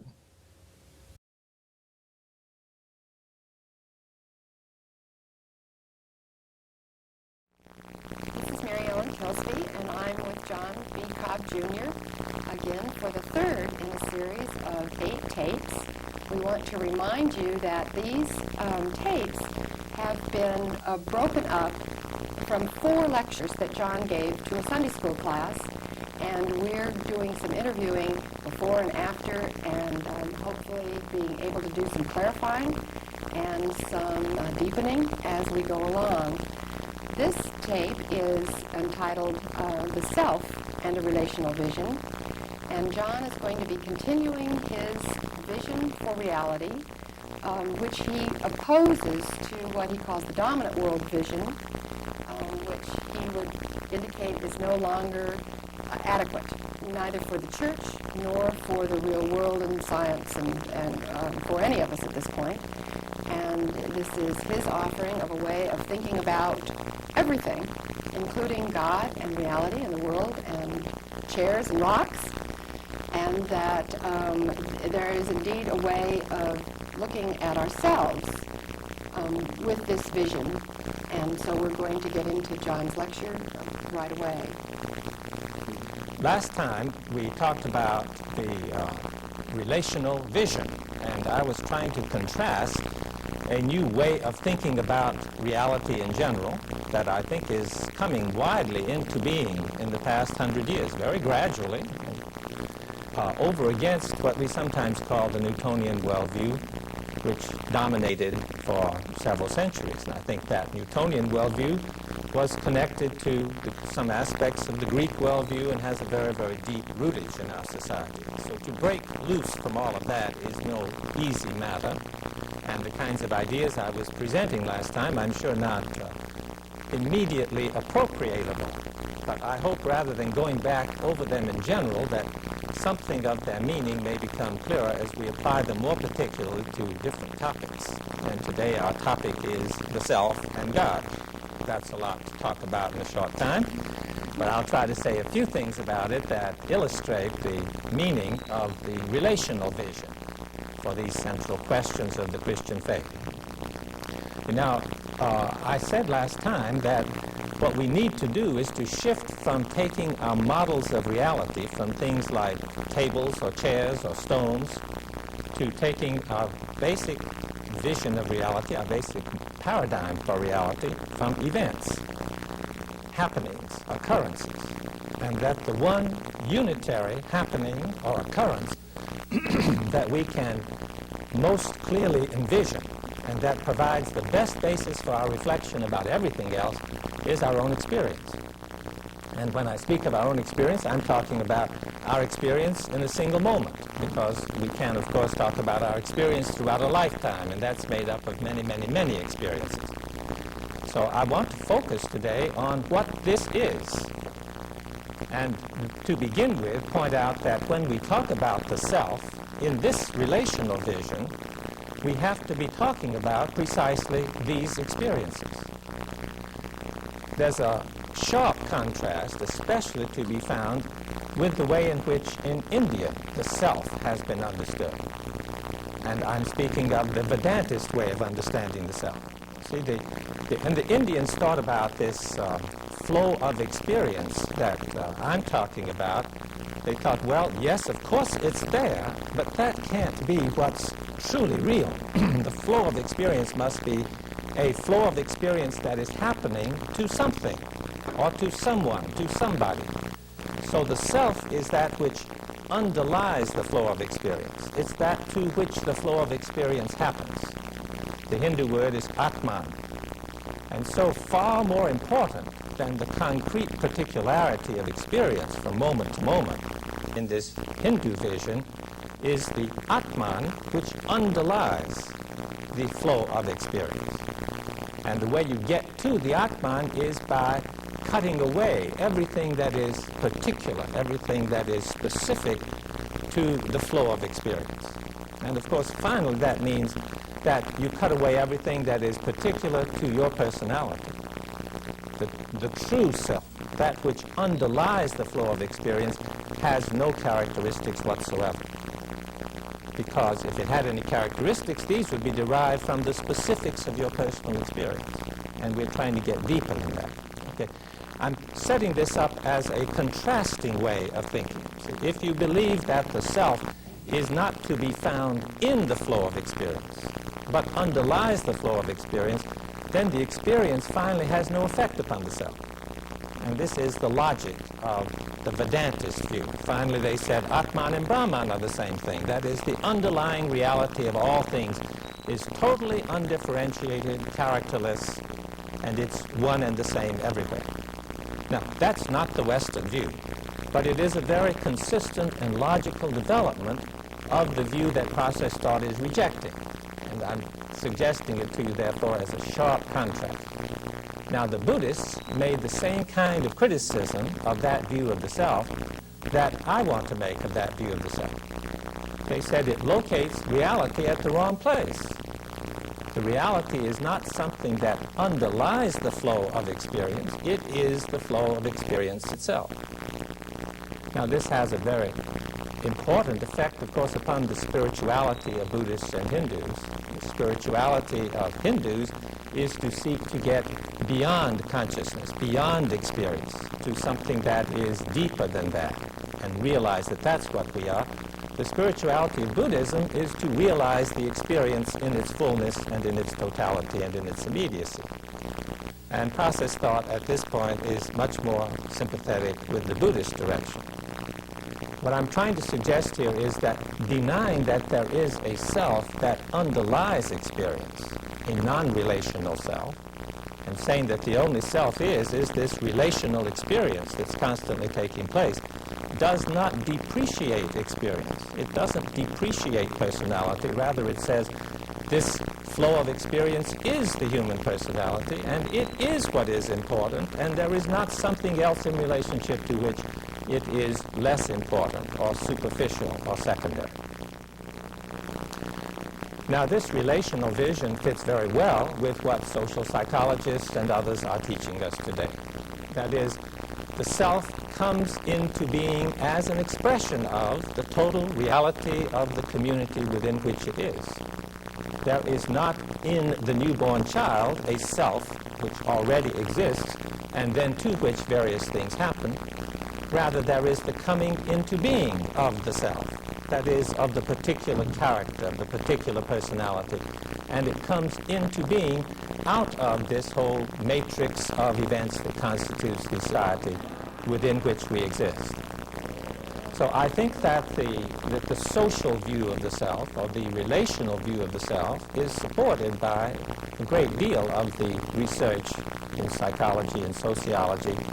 But when we press it to its philosophical and theological depths, it becomes more radical than is sometimes recognized. One more time, let me make the basic point of contrast. Everybody knows that what we ordinarily in the West, in distinction from the Hindu Atman, understand the self to be has relations. I don't know anybody who says that human beings or the self have no relations with others. The question is whether there is something that has the relations, that is not constituted by the relations, something above and beyond or beneath the relations that then incidentally has different relations to different people at different times, or whether in every moment the self is constituted by the actual experience that's going on right then, and that actual experience is relational through and through. And it's that second view that we want to talk about. Sometimes we say, well, the self is a process, or the human person is a process, and people hear that as meaning something rather demeaning. Only a process? Well, from our point of view, you can't say only a process. Processes are what there are. And to say only a process implies you have some other idea of some other kind of reality that is somehow more real, more important than a process. So when we get around later to saying God is a process, a lot of people feel, wow, that's very demeaning of God. But I hope you understand from this point of view, that's not demeaning of God at all. That's saying God is fully actual. To be something other than a process would be something more abstract, something less real than a process, rather than something more real. So that's the kind of basic way that I want you to understand the relational vision in its implication for the self. John, I'd like to break here a minute and say, do you mean that I'm not the same as I was yesterday or will be tomorrow, that I don't have a self? Well, I do mean that, at least in my vocabulary, I wouldn't want to say you're not the same self that you were yesterday. Now, you have to have another language to talk about what is the same, and I'd say you're the same person you were yesterday. But when we're really focusing in upon exactly what that person now is, it's something different from what it was yesterday. So I was using the self to refer to what comes into being in each moment. I was intrigued when you talked about a baby, because it seems to me that that would be the prime example of this person who then, without very many experiences, but nevertheless there somehow is a self there. Or at least there is a person and a mind to which this is going to happen. And that baby does bring some of that with her or him into the world. Now, you see, you spoke of there is a person or a mind to which some of this is going to happen. And that's the kind of habit of thinking that I'm trying to break away from. Okay. There is, of course, a continuing organism, and there is a continuing flow of experience, and that flow of experience becomes more organized as time goes on. It takes in more and more of the world. And I think we could say that there's a self there in every moment. I would prefer to say that the person really develops. It seems to me we don't really think about newborn baby as yet being a person. It takes a little while before fully personal character of the baby emerges. Yes, of course, and depending upon what those experiences were or will be, that baby will become a different person. Yes. There are different possibilities for that baby Yes, to become. Nevertheless, that baby brings with him or her into the world some givens. Yes, of course, there's already experience in the womb. I think we're learning more and more about how important the experience in the womb is with respect to what the baby brings at birth into the world. And, of course, there's a genetic structuring that characterizes the whole body, and the subjective experience of the baby is growing out of that body, which has its own particular character to it.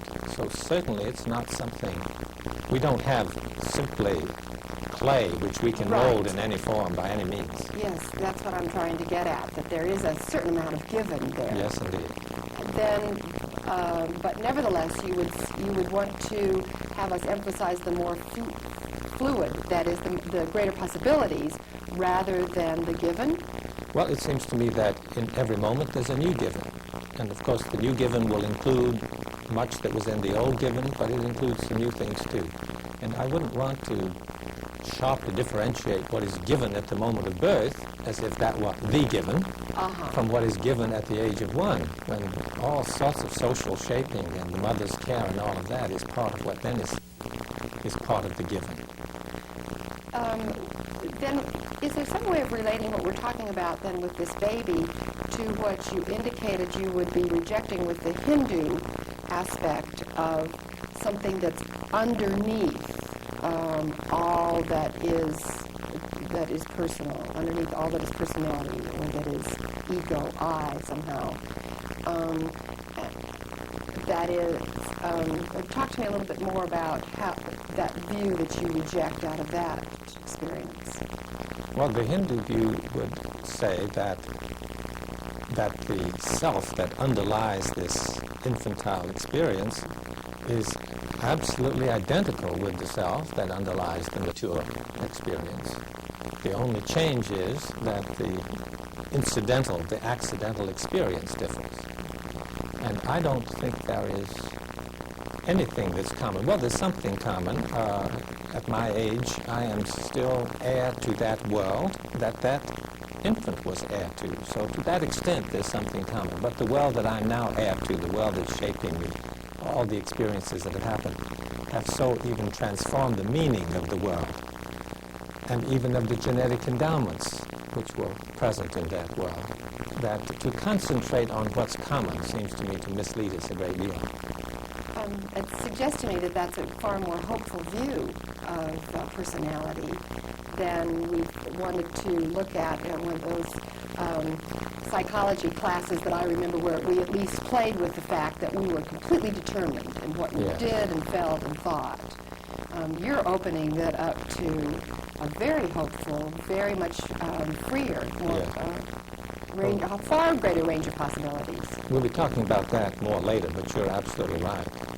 And it seems to me, too, then, a more hopeful view than you point out with the Hindu, where it is all alike and therefore a given.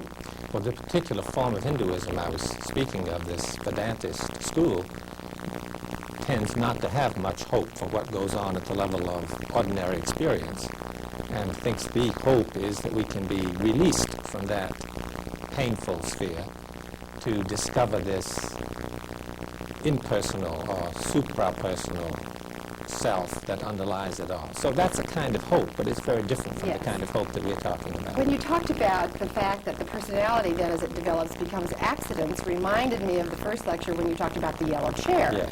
That the yellowness is an accident to the chair, and then what happens, transpose that, what happens to us as personality is kind of accidental to this thing that underlies personality. Now you would contrast that with what you would appreciate more out of the Buddhist tradition. Yes. That would talk about the flow of experience. Yes. Talk about that a little. Well, the Buddhists will talk about no self, but then they will also say no self is true self. So when they say no self, they mean there isn't something beyond, above, outside of the actual ongoing process of experience, which is the really real thing, you see, which belittles this process. Since the word self, Atman, because of course their word is an-Atman, they're criticizing this Vedantist notion, they're saying there isn't any Atman. If there isn't any Atman, then we are and must therefore concentrate our attention on really realizing that we are this flow of experience itself, which is radically relational. And then for the rest of this tape, then you'll develop that idea some more. So Yes, indeed. we'll come back again after we've finished that. Now this means that the human experience as such is immensely important. It's important because it's the locus of the supreme value in the whole created world. It's also important because it's what we have to begin with whenever we want to think about our world. I mean, what else can you begin with besides your own experience? Well, you can begin, you might say, with some of the contents of your experience, but that's part of your experience. Some people who have pressed that idea that the only place you can start to think is your own experience, the only thing you have to think about is your own experience, say the logical conclusion of that is solipsism. And solipsism means there isn't anything but my own experience. So you don't exist. It's just, I see there are some colors out there that decorate my experience, but that's all. Okay. Now, it's my opinion nobody ever really was a solipsist. Well, perhaps in a dream or for some very provisional moment under the influence of drugs or something, people may have temporarily been solipsistic in the way they thought. It's also very important to say, why are we not solipsists? What is it about our experience that makes us so sure that our own experiences don't constitute the whole of what exists? I want to propose for you a thought experiment.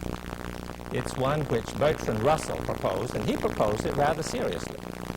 I'm proposing it in order to indicate how absurd it is. Now, the thought experiment is to try to imagine that this moment is the first moment that has ever been. Try it. If any of you succeed in really being able to take that idea seriously, I'd like to talk with you afterwards. Only that afterwards won't have now as it's past, and that creates a certain kind of a problem. Okay. Now, why would anybody think that thought experiment made any sense at all? Well, it's because when people think about experience, they concentrate attention upon conscious experience. And when you concentrate attention upon conscious experience, you concentrate upon visual experience. Well, auditory experience, tactile experience, but in any case, sensory experience. And in the history of Western thought, it's usually illustrated by visual experience. Most people use a visual example as their first example of what's going on in experience. And in addition to that, you might say there's also thinking. So there's the experience of ideas. But if I concentrate my attention upon what I'm seeing, it seems that what I'm seeing is there now. It's given for me in sheer presentness. And if I think about some ideas, well, those ideas seem to be given to me in sheer presentness. And so people say, since my conscious experience is of what is present, I have no experience of the past. Now, of course, the obvious reply to that, and one they've thought about, is that, but I have memories of the past. I can remember something I did yesterday or something that happened to me yesterday. Well, they'll press you and say, now, what does that mean? What's actually happening right now that you call a memory of yesterday? Are you simply having right now some very faint visual experiences, which you then interpret as being of yesterday? Well, there's a very famous philosopher by the name of David Hume who thought that's what memory was. It is a present experience which we interpret as applying to the past. But many philosophers believe we do not have experience of the past. Okay? Now, if we don't have experience of the past, why on earth should we believe there is a past? I want to use that argument in the reverse way, not to persuade you there is no past, but to persuade you you do have experience of the past. That is, when you really understand what's going on in your experience right now, it's not just an experience of things that are going on right now, it's also an experience of the past. But in order to make any sense of that, we have to turn our attention away from clear, conscious experience to dim and perhaps in some respects almost entirely unconscious experience. And there are still people today who think that the notion of unconscious experience is a nonsensical notion. Now, I have to say, I think it's a very sensible notion. And it's one which, over a long period of time, a lot of psychologists have been exploring in great detail. I'm not going to argue about the matter, but simply say, I think that the very fact that we're all so sure there was a past is evidence that there is a very deep and formative unconscious experience which is reflected in and expressed in, dimly and confusedly, only, I realize, present experience, that is, immediate conscious experience.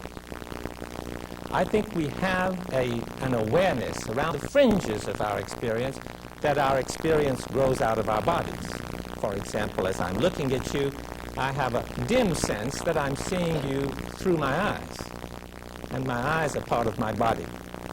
Now, I'm not, you see, if I focus on what I'm clearly conscious of, I won't tell you about my eyes. I'll tell you about the patches of color out there, and I get very careful about it. But in addition to seeing the patches of colors out there, I'm somehow aware that my body is involved in seeing those patches of color out there. That's not nearly as conscious, I'm trying to suggest, but it's very important. And of course, my body being involved is already part of the world that's involved. Now, our understanding in process thought is that human experience is not to be understood then primarily as this clear, conscious, visual experience of sense data plus some conscious reflection that goes on about that, but rather that our human experience grows out of what's going on in our body and what's going on in the wider world and what we have personally experienced in the past. It is a resultant of all of these events that have occurred prior to this. So that the example of event which we are focusing on when we take human experience as our paradigm is of the whole world coming into new focus, into new shape. The present experience is a creative synthesis of all that has ever been. Now, of course, most of what has been way back yonder in the past has a very, very trivial effect upon my present experience. So we can talk primarily about the immediate environment of our experience, and that's what's going on in our bodies, is what most immediately determines what it is that we are visually seeing or having other sensory experiences of. Okay, now that's one very important notion about the self that I want to communicate as clearly as I can, that the self is an example of events in general, and that the self, like all these other events, emerges out of a world, comes into being out of that world, is a creative synthesis of that world. Now, there are a lot of people, and especially people who are influenced by modern science, who don't have much trouble with that. It's in very recent science, there are some problems with that, but in the older science, people pretty well assume that what happened now is the outcome of what happened in the past. The whole notion of cause and effect that science made so influential in the way we think. So that I want to take as my second point the question of, is that an adequate way of understanding what's going on now? Is what's going on now simply the product of what went on in the past. Now, the reason people think that, many people think that in the contemporary world, is that science is always looking for explanations. That is the task of the scientist, is to say, why did that event occur? Why did those particular features of that event occur? Or, in the case of my experience, why do I feel the way I feel? Why am I seeing what I'm seeing? Why do I hope for what I'm hoping for? And when you ask the question why, in modern science, the answer is always to be found in the conditions or the causes, in a broad sense, the antecedent world. Think about that, and you'll see, I think, that the scientific investigation is always an investigation into what had happened before that then necessitated this happening now. The scientific method seems, for many scientists, to be exhausted by that. And many will say that the scientific methodology requires us to be determinists in the way we think about the world. Now, I'm trying to argue there's a lot of truth to that. The present experience does grow out of the way the world has been.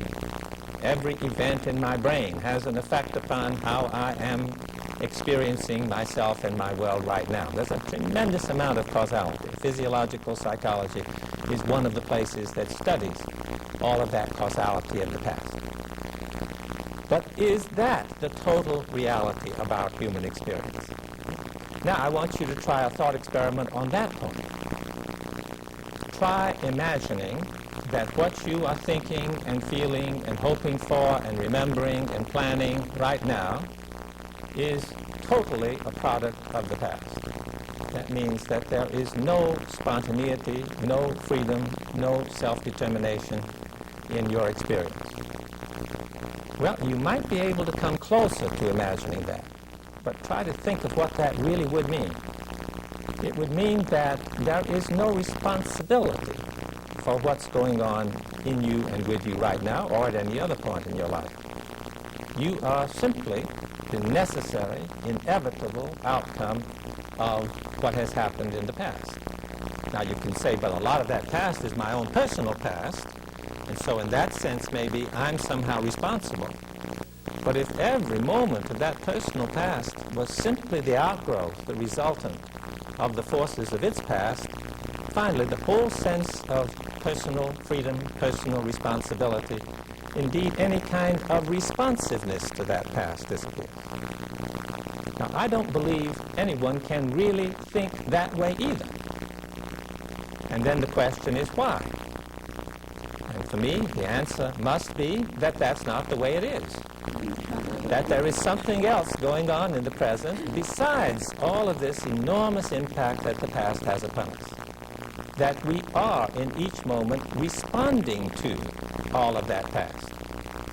Now, that doesn't reduce the causal power of the past in shaping us, but it means that in some sense, in each moment, we transcend that past. We are not simply the product of that past. Now, for modern secular thinkers, that's a very mysterious idea. And I know a good many philosophers, in fact, probably the majority of contemporary Anglo-American philosophers, who would say it's nonsense. The past must be determinative of the present. There couldn't be anything else. It's nonsense to talk about transcendence, about transcending the past in the present. Well, I believe there's a very close relationship between not being able to believe that human life is a constant transcending and not being able to believe in God. How is it possible that human life can involve this transcending of the past? Well, the way I think about it, at least, is to believe that in every moment we grow out of, or our experience grows out of, two kinds of things. One is the past, and the other is the sphere of possibilities. That which is not yet, that which can be. And the actual development of an experience brings these two together. The past is simply given. But what might be, which is also given for us, doesn't have the determinate character that the past has. What might be also might not be. There's more than one way in which it's possible right now for me to respond to my personal past. There's more than one way for you to respond to the total impact of your past and what's going on in this room upon you. So that we confront a given past that's going to have an enormous force in shaping us, but we also confront a realm of possibilities, of alternatives for how we may constitute ourselves. What we receive, therefore, is the power not only to be something more than what the past makes us into being, but also to choose which more than we are going to constitute ourselves as being. Well, I thought that was very hopeful. I liked that. That is, I could relate to that out of my own experience. It does seem to me, though, that even though I would admit that the past is very determinative, that I really do make choices, and that I am not determined by either God or just the past. And so I like that.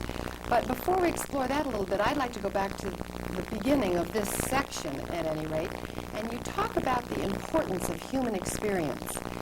Almost, although you make fun of solipsism, and I think that's great fun. I always thought that that was kind of kicky. Anyway, you talk about the extreme importance of human experience. Would you say that human experience is the pinnacle of what is real, of reality? No, we haven't started talking much about God, but I would certainly say God is the pinnacle of what is real rather than human experience. But if we exclude God and talk about the created order, in all probability, at least so far as this planet is concerned, human experience is the richest value that exists. I don't myself want to depreciate the possibility of great value in porpoises or whales, but you know, my opinion right now is that there's something rather special about humans.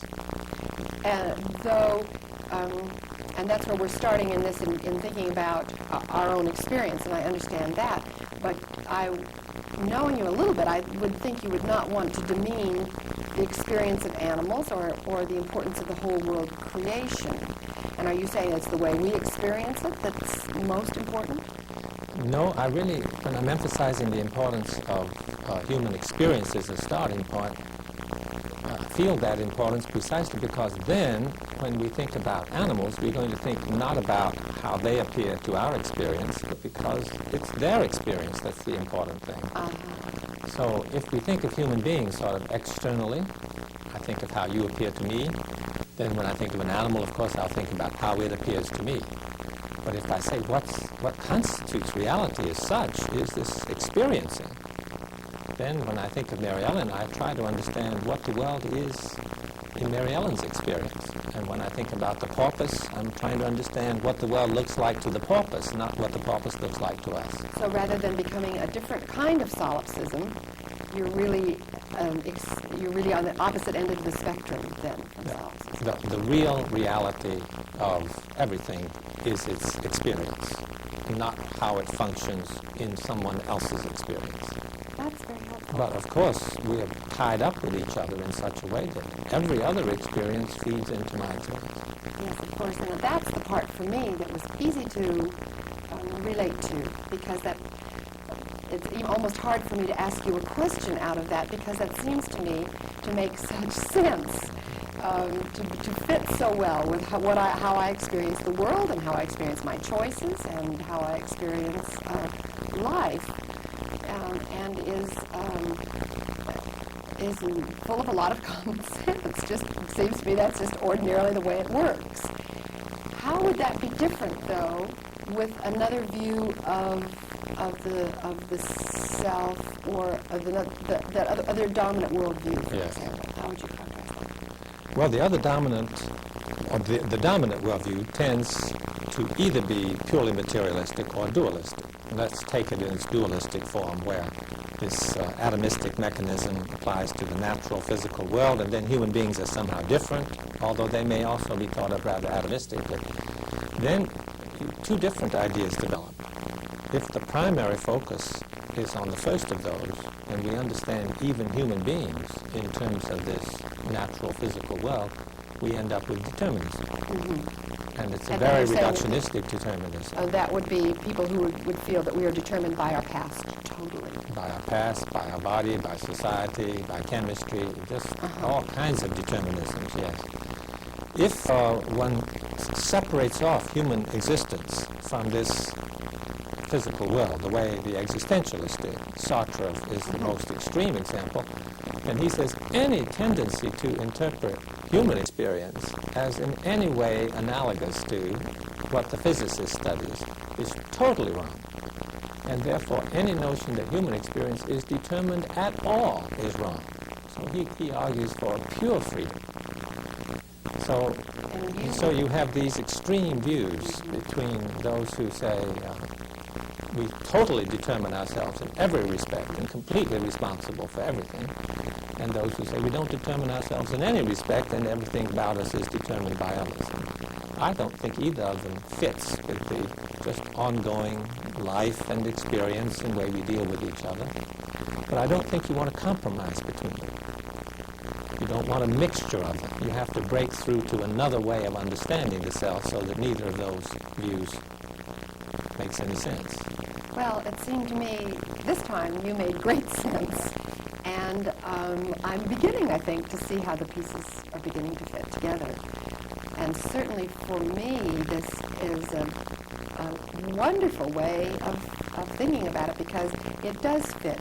You are right earlier when you said there are points of connection. Because this seems to me to be a very strong point of connection. But that is the way our experience works. And now the next time you will be talking about... Well, about God. And of course, coming to God through human experience. Not that God is exhausted in human experience, but that's our access to God is in our own experience. That sounds very helpful too, and I'll look forward to hearing that part of it.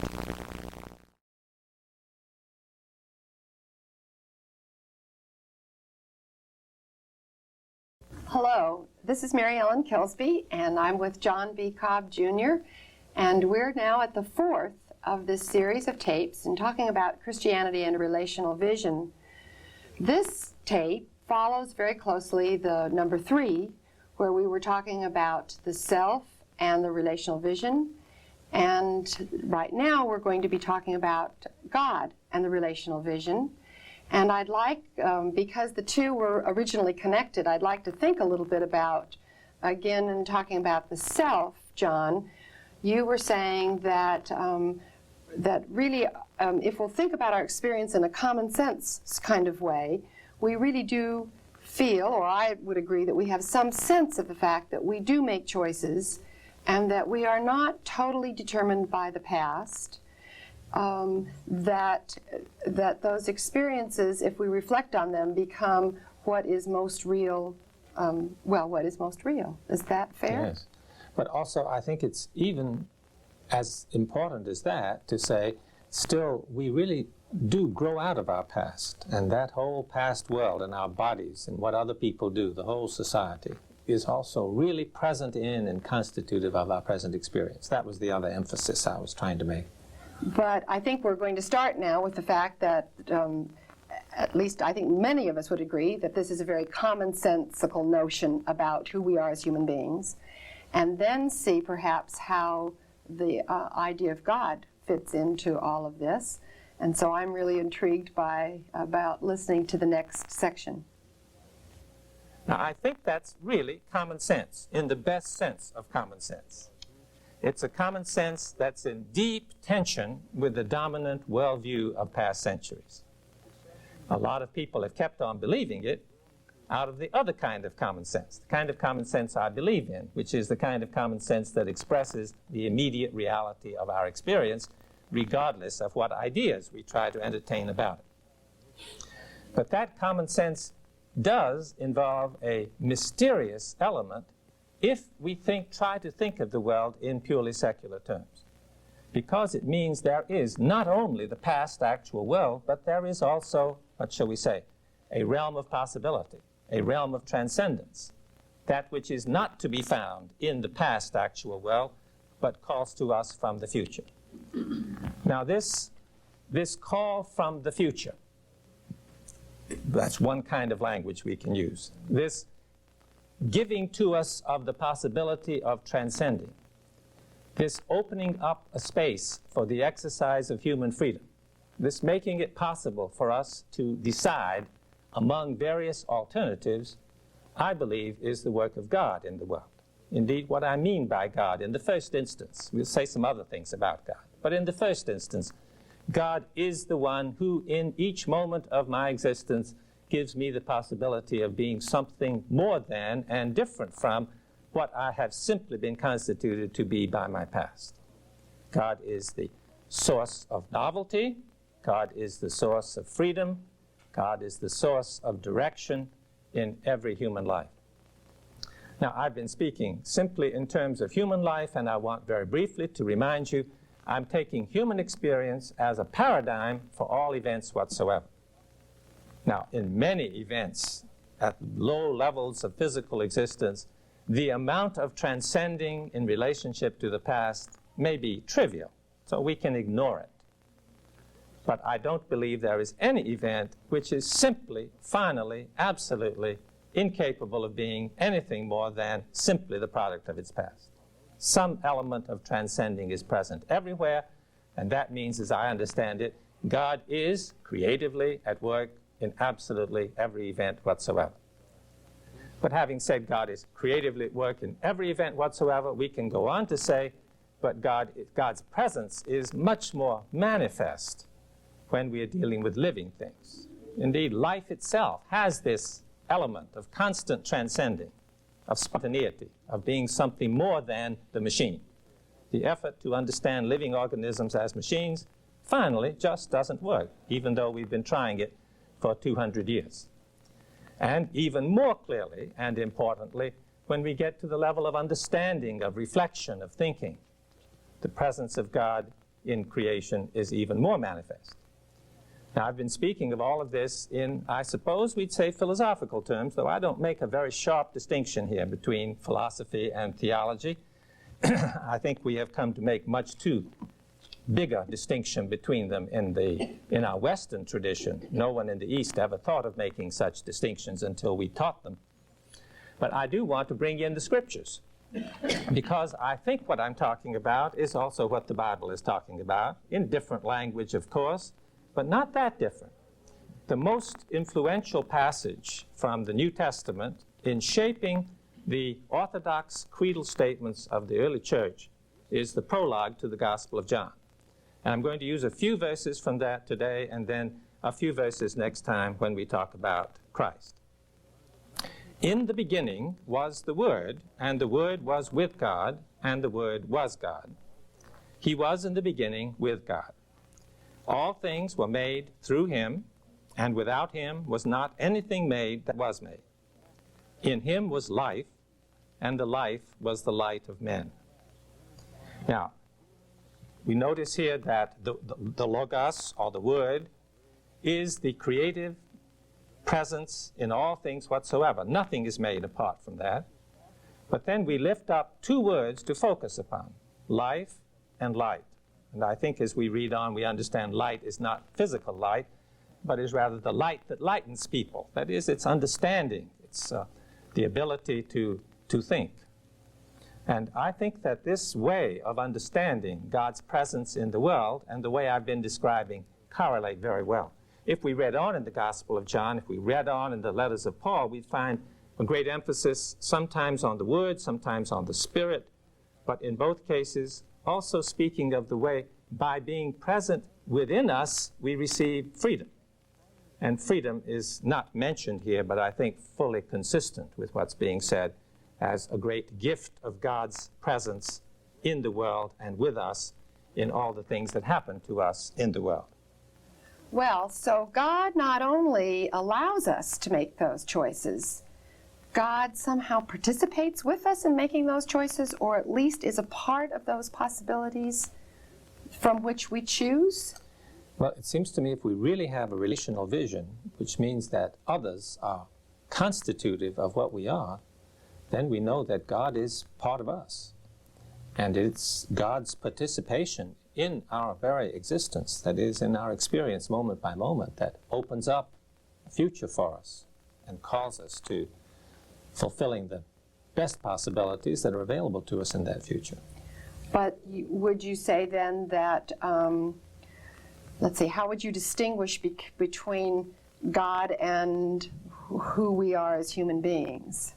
Well, we can distinguish, but what I want to say in a relational vision is distinguishing doesn't separate.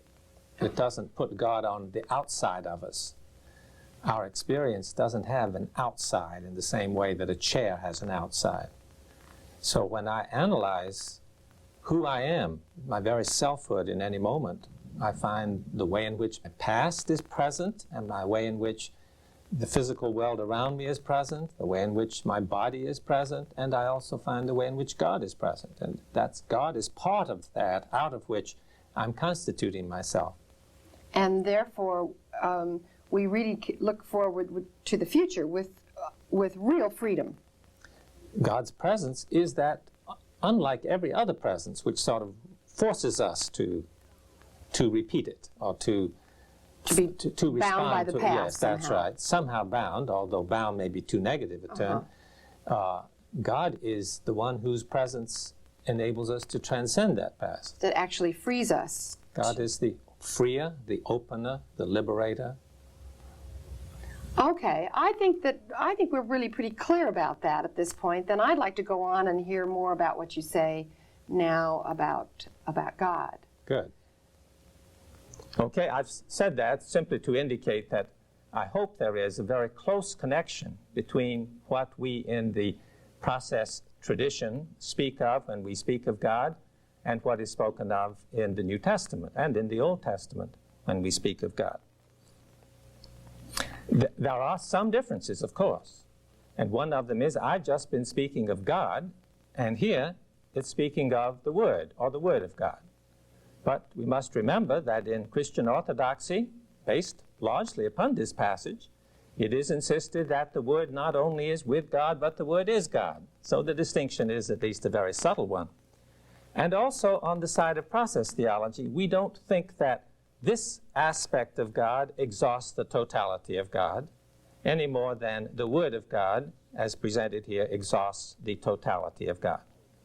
So I want to turn from this discussion of the Word of God, and I like that term, I'll speak of the Logos, to talking about another way in which the Bible emphasizes God's relationship to us and God's own reality, and speak of how that is important also in this relational vision of things. I suppose in a church like ours that if someone says, well, what do you think of first and foremost as the character of God, the word love is likely to be the first one that's used. God is love is probably the most central image, it's the most central idea that we have. Well, I've been talking about God is love in a certain way. God is that reality that is constantly giving us all the good that can exist in our lives. And that giving of the good is certainly an act of love. But when we think of God as love, we're also thinking not just of God's giving us things, but of the way God experiences us. Certainly we do this when we speak of a human being. If we say someone loves someone else, we mean that that person has tender feelings toward that other person and is empathetically sensitive to that other person. What happens in the other person's life is going to make a great deal of difference in my life. If one of my children suffers, I have some empathetic suffering that goes with that. And surely the image of God in the Bible is of one who has such empathetic response to us. Now, one of the great tragedies of Christian history is that in the orthodox formulations of theology, under the influence of certain aspects of Greek philosophy, theologians said God cannot feel anything with us. It began in the early church with the rejection of what's called patripassionism. Patripassionism, that is the suffering of the Father, is an idea that can come pretty easily from the New Testament. It seems that as Jesus is crucified, that God is somehow suffering in that event. But if you say God suffers, to many people who were schooled in Greek thought, that seemed to demean God. A truly perfect reality could never suffer. A truly perfect reality, in fact, could not be affected by anything that happened in the world. Must be completely blessed. And complete blessedness was thought to be incompatible with being affected by, influenced by, in any sense determined by what went on in the world. I think you can see how that goes with the non-relational vision. If you think of beings as self-contained, and that true and central reality, and only incidentally and externally related to each other, then you will think of God as being the supreme example of the completely self-contained being, who's not dependent on anything else, for whom even external relations have no effect whatsoever upon God's own being.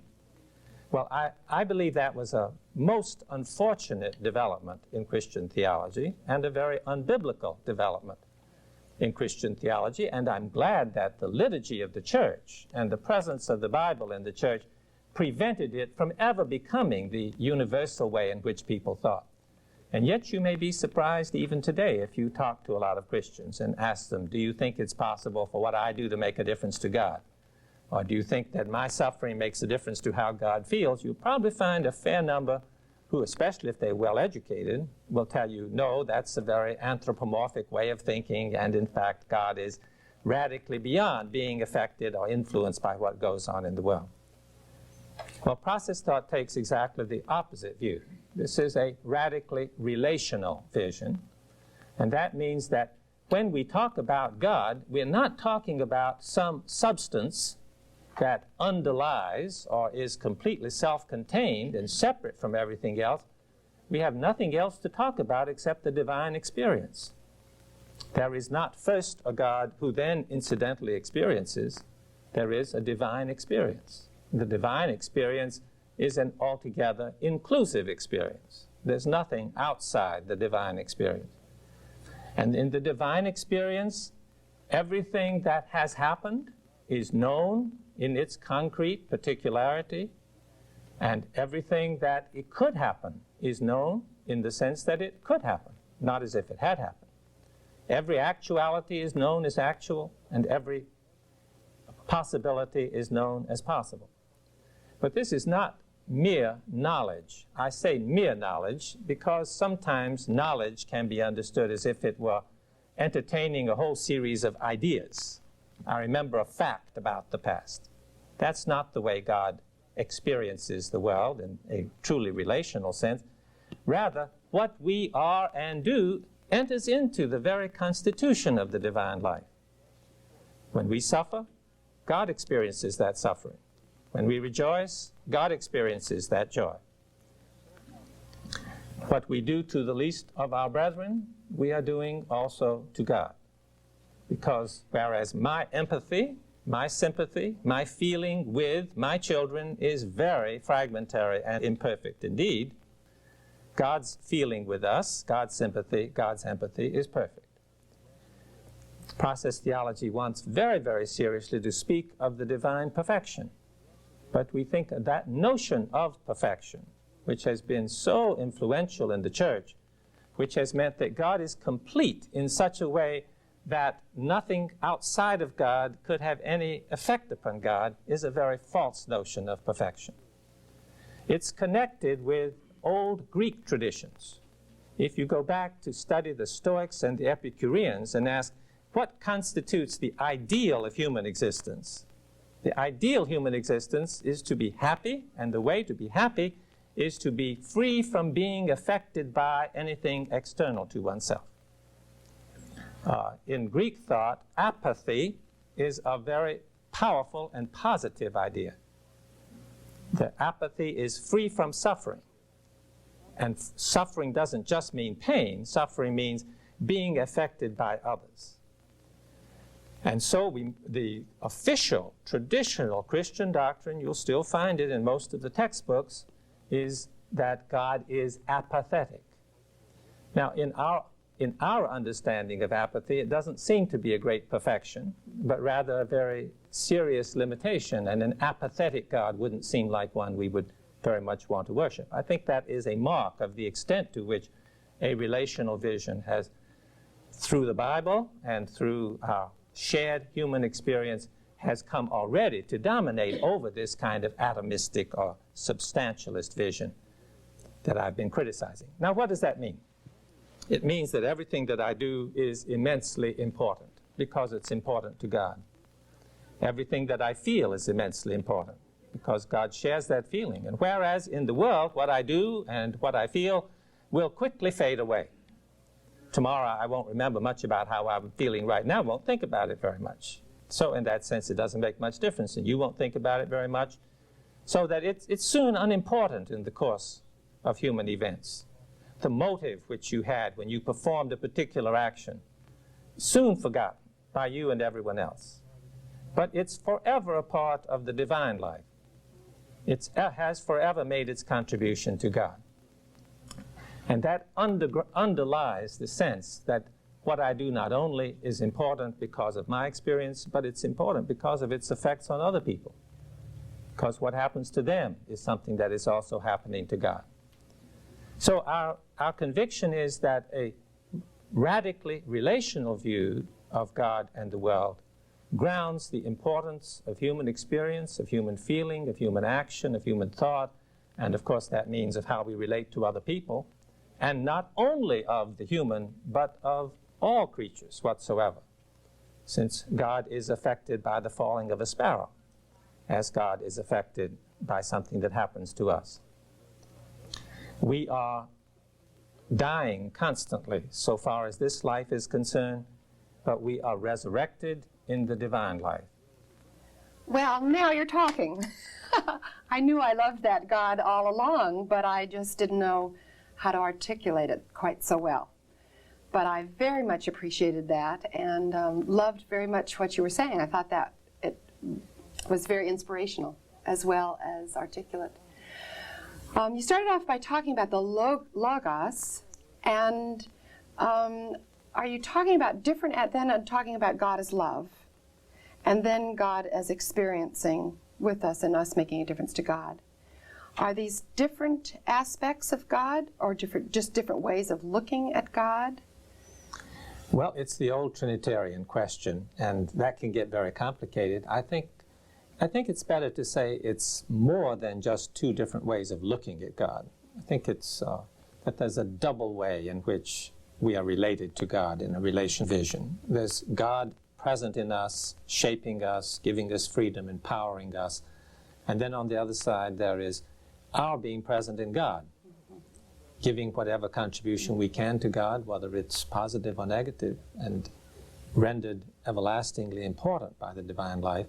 So I think that, although of course it's one and the same God who gives herself, and perhaps we should change the pronoun from time to time, who gives herself to us, and the one to whom we give ourselves, still the difference is enough that we'll be driven back to something like Trinitarian language by this kind of understanding.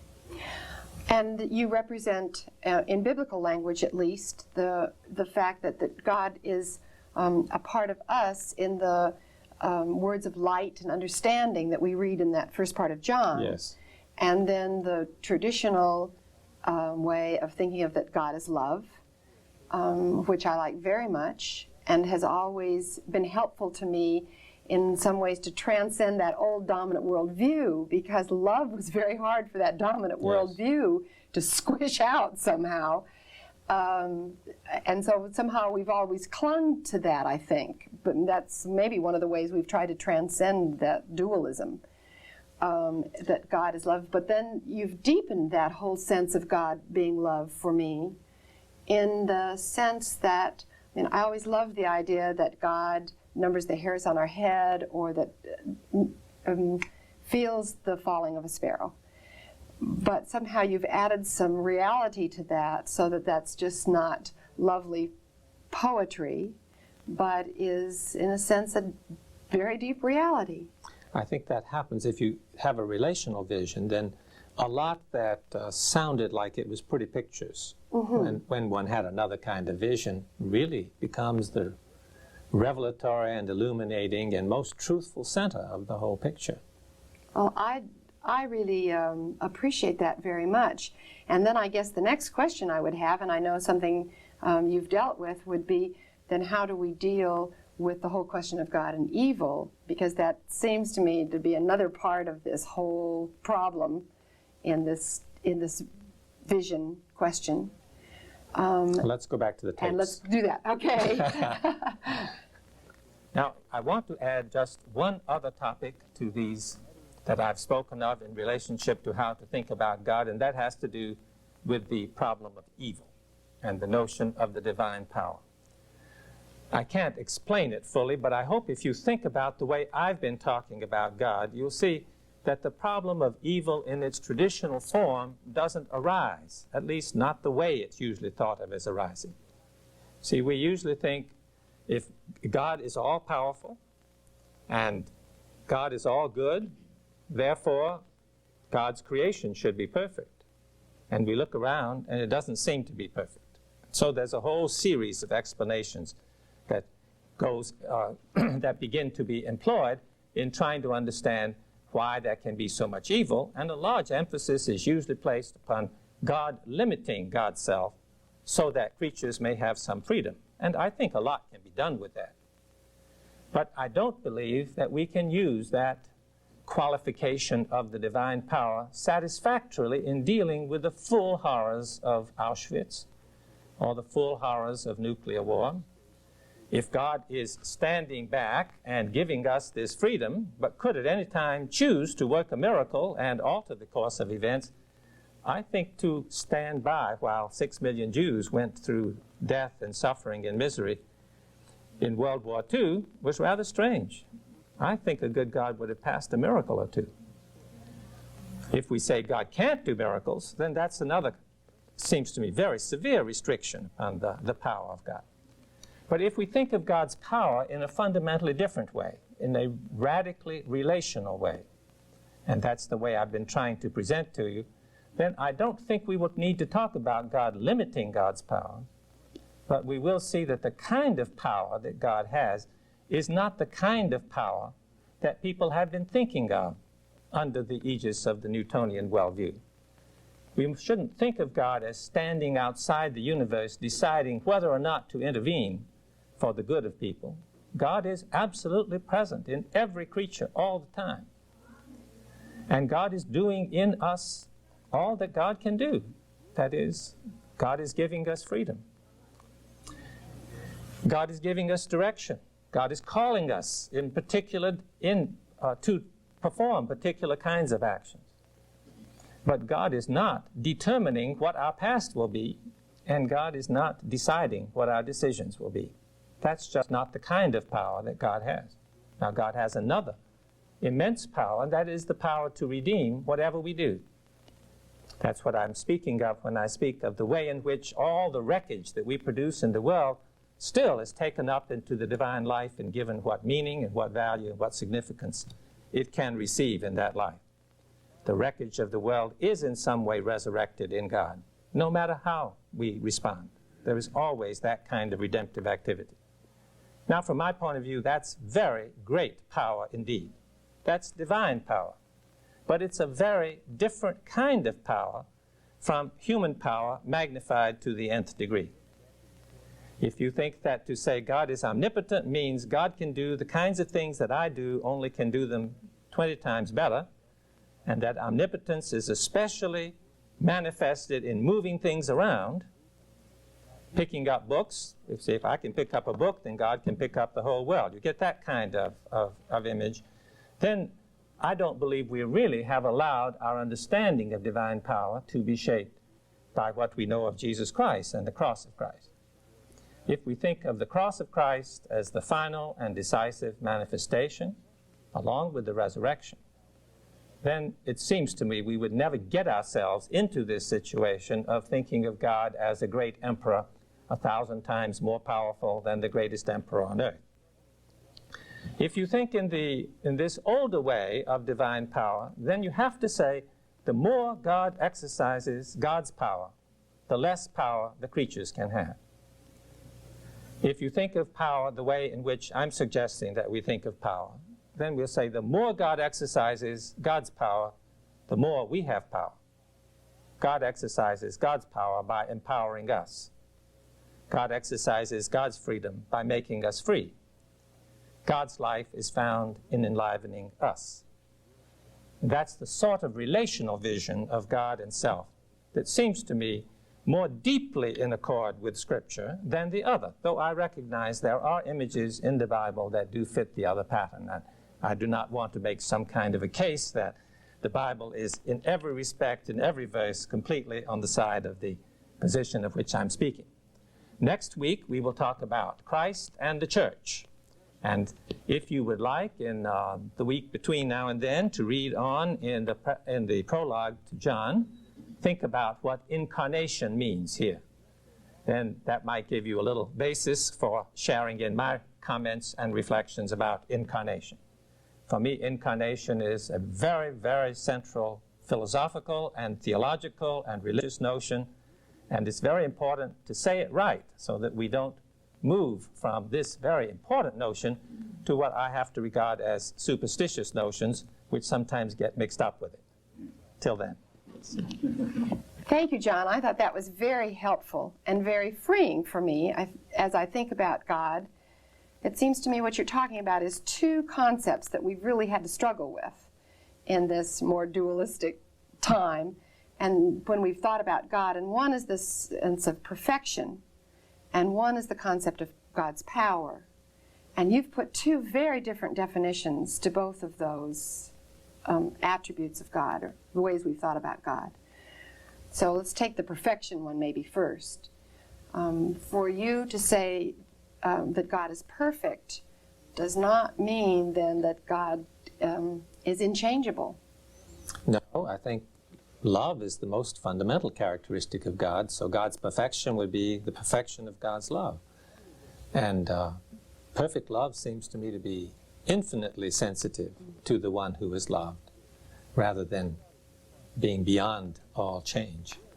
So that we, in poetic language at least, could talk about God weeping with us or laughing with us. That's poetic, but nevertheless it's so close to being accurate that I think it's a very appropriate imagery. And then what about the term we use often, almighty? How would you reinterpret what we've usually thought about almighty? Because then I guess we're getting into the power end of it. If God is almighty, then at least I think the way a lot of people have thought about God is that then God should really have been able to have stopped the massacre of the Jews, the Holocaust. But you're saying that that's not part of God's power. I do think that no change is more important than further reflection on what we understand divine power to be like. If we take... Say that again. Okay. No change in our theological and Christian thought world is more important than a change in the way we think about divine power. Okay. There is, of course, the kind of power that people have in mind. I mean, somebody could come along and stick a gun at us and rob us. Or I could be about to come in front of a car and someone could grab me and save me from being run over. I'm trying to say that kind of power that we usually think of can be exerted for evil, and it can also be exerted for good. But that's the kind of power that one creature exercises in relationship to another creature. And we have made the mistake of thinking that creaturely power is also divine power. If we start over again and really take seriously the revelation that we claim we have in Jesus Christ, we just don't see Jesus doing that. Now, Jesus does some very remarkable things. We can talk about the miracles. Mm-hmm. But the primary activity of Jesus is not found in forcing people to believe or in compelling people to do rightly or something like that. It is an offer. Jesus provides the possibility of people responding. But whether they respond or not is not finally determined by Jesus. And then the powerlessness in terms of this human or creaturely understanding of power is vividly demonstrated on the cross. The crucifixion is an image of powerlessness, if by power we mean this kind of creaturely power. Okay, that suggests two questions in my mind, and that is to go back to how you would then use, or maybe not use, the adjective almighty in relationship to God. And then the second question that it raised in my mind is, am I then being more godlike, Christ-like, if I am using persuasive power rather than forceful, Controlling yes, power? Okay, good. Well, I certainly think you are. And also, when you suffer with someone else in their suffering, I think you're being more godlike than when you try to manipulate something. So that certainly seems right. With respect to the word almighty, I do avoid it, not because I couldn't use it, but because I'm sure that what people hear in the word might is this kind of creaturely power of control, determination, the ability to destroy, and all of those kinds of things. And as long as the word is caught up in those, I would say, fundamentally unchristian images, we should avoid it. But if by almighty we mean that God has power over everything, and that apart from God's exercise of power, there would be nothing at all, that all life and all that is good and being is good, all of that is impossible apart from God's power. So if we keep thinking that the greatest power is the power that makes free, the greatest power is the power that gives life, the greatest power is the power that makes things new, the greatest power is the power that empowers, maybe we can get rid of the notion that the greatest power is the power that prevents and blocks and controls and determines and removes the freedom of the one on whom it's exercised. And if then Jesus is the prime example of the revelation of that kind of power and that kind of perfection, then we need to give some attention then to the Christ event, to the incarnation. Indeed. And that's what we will be doing the next time. And I very much want to encourage people. I know from a little bit of experience that this next series of lectures then, the one on Christ, and then we'll be dealing later with the church, are lectures that are very exciting to people, and indeed some maybe even have started there and then have come back to these others. But the more this goes on, the more exciting and freeing, and the more one can feel that in one's own experience, what you're talking about, I think. So I'm going to be eager to proceed and go into then the next series of tapes that will be talking about the incarnation. Thank you, Mary.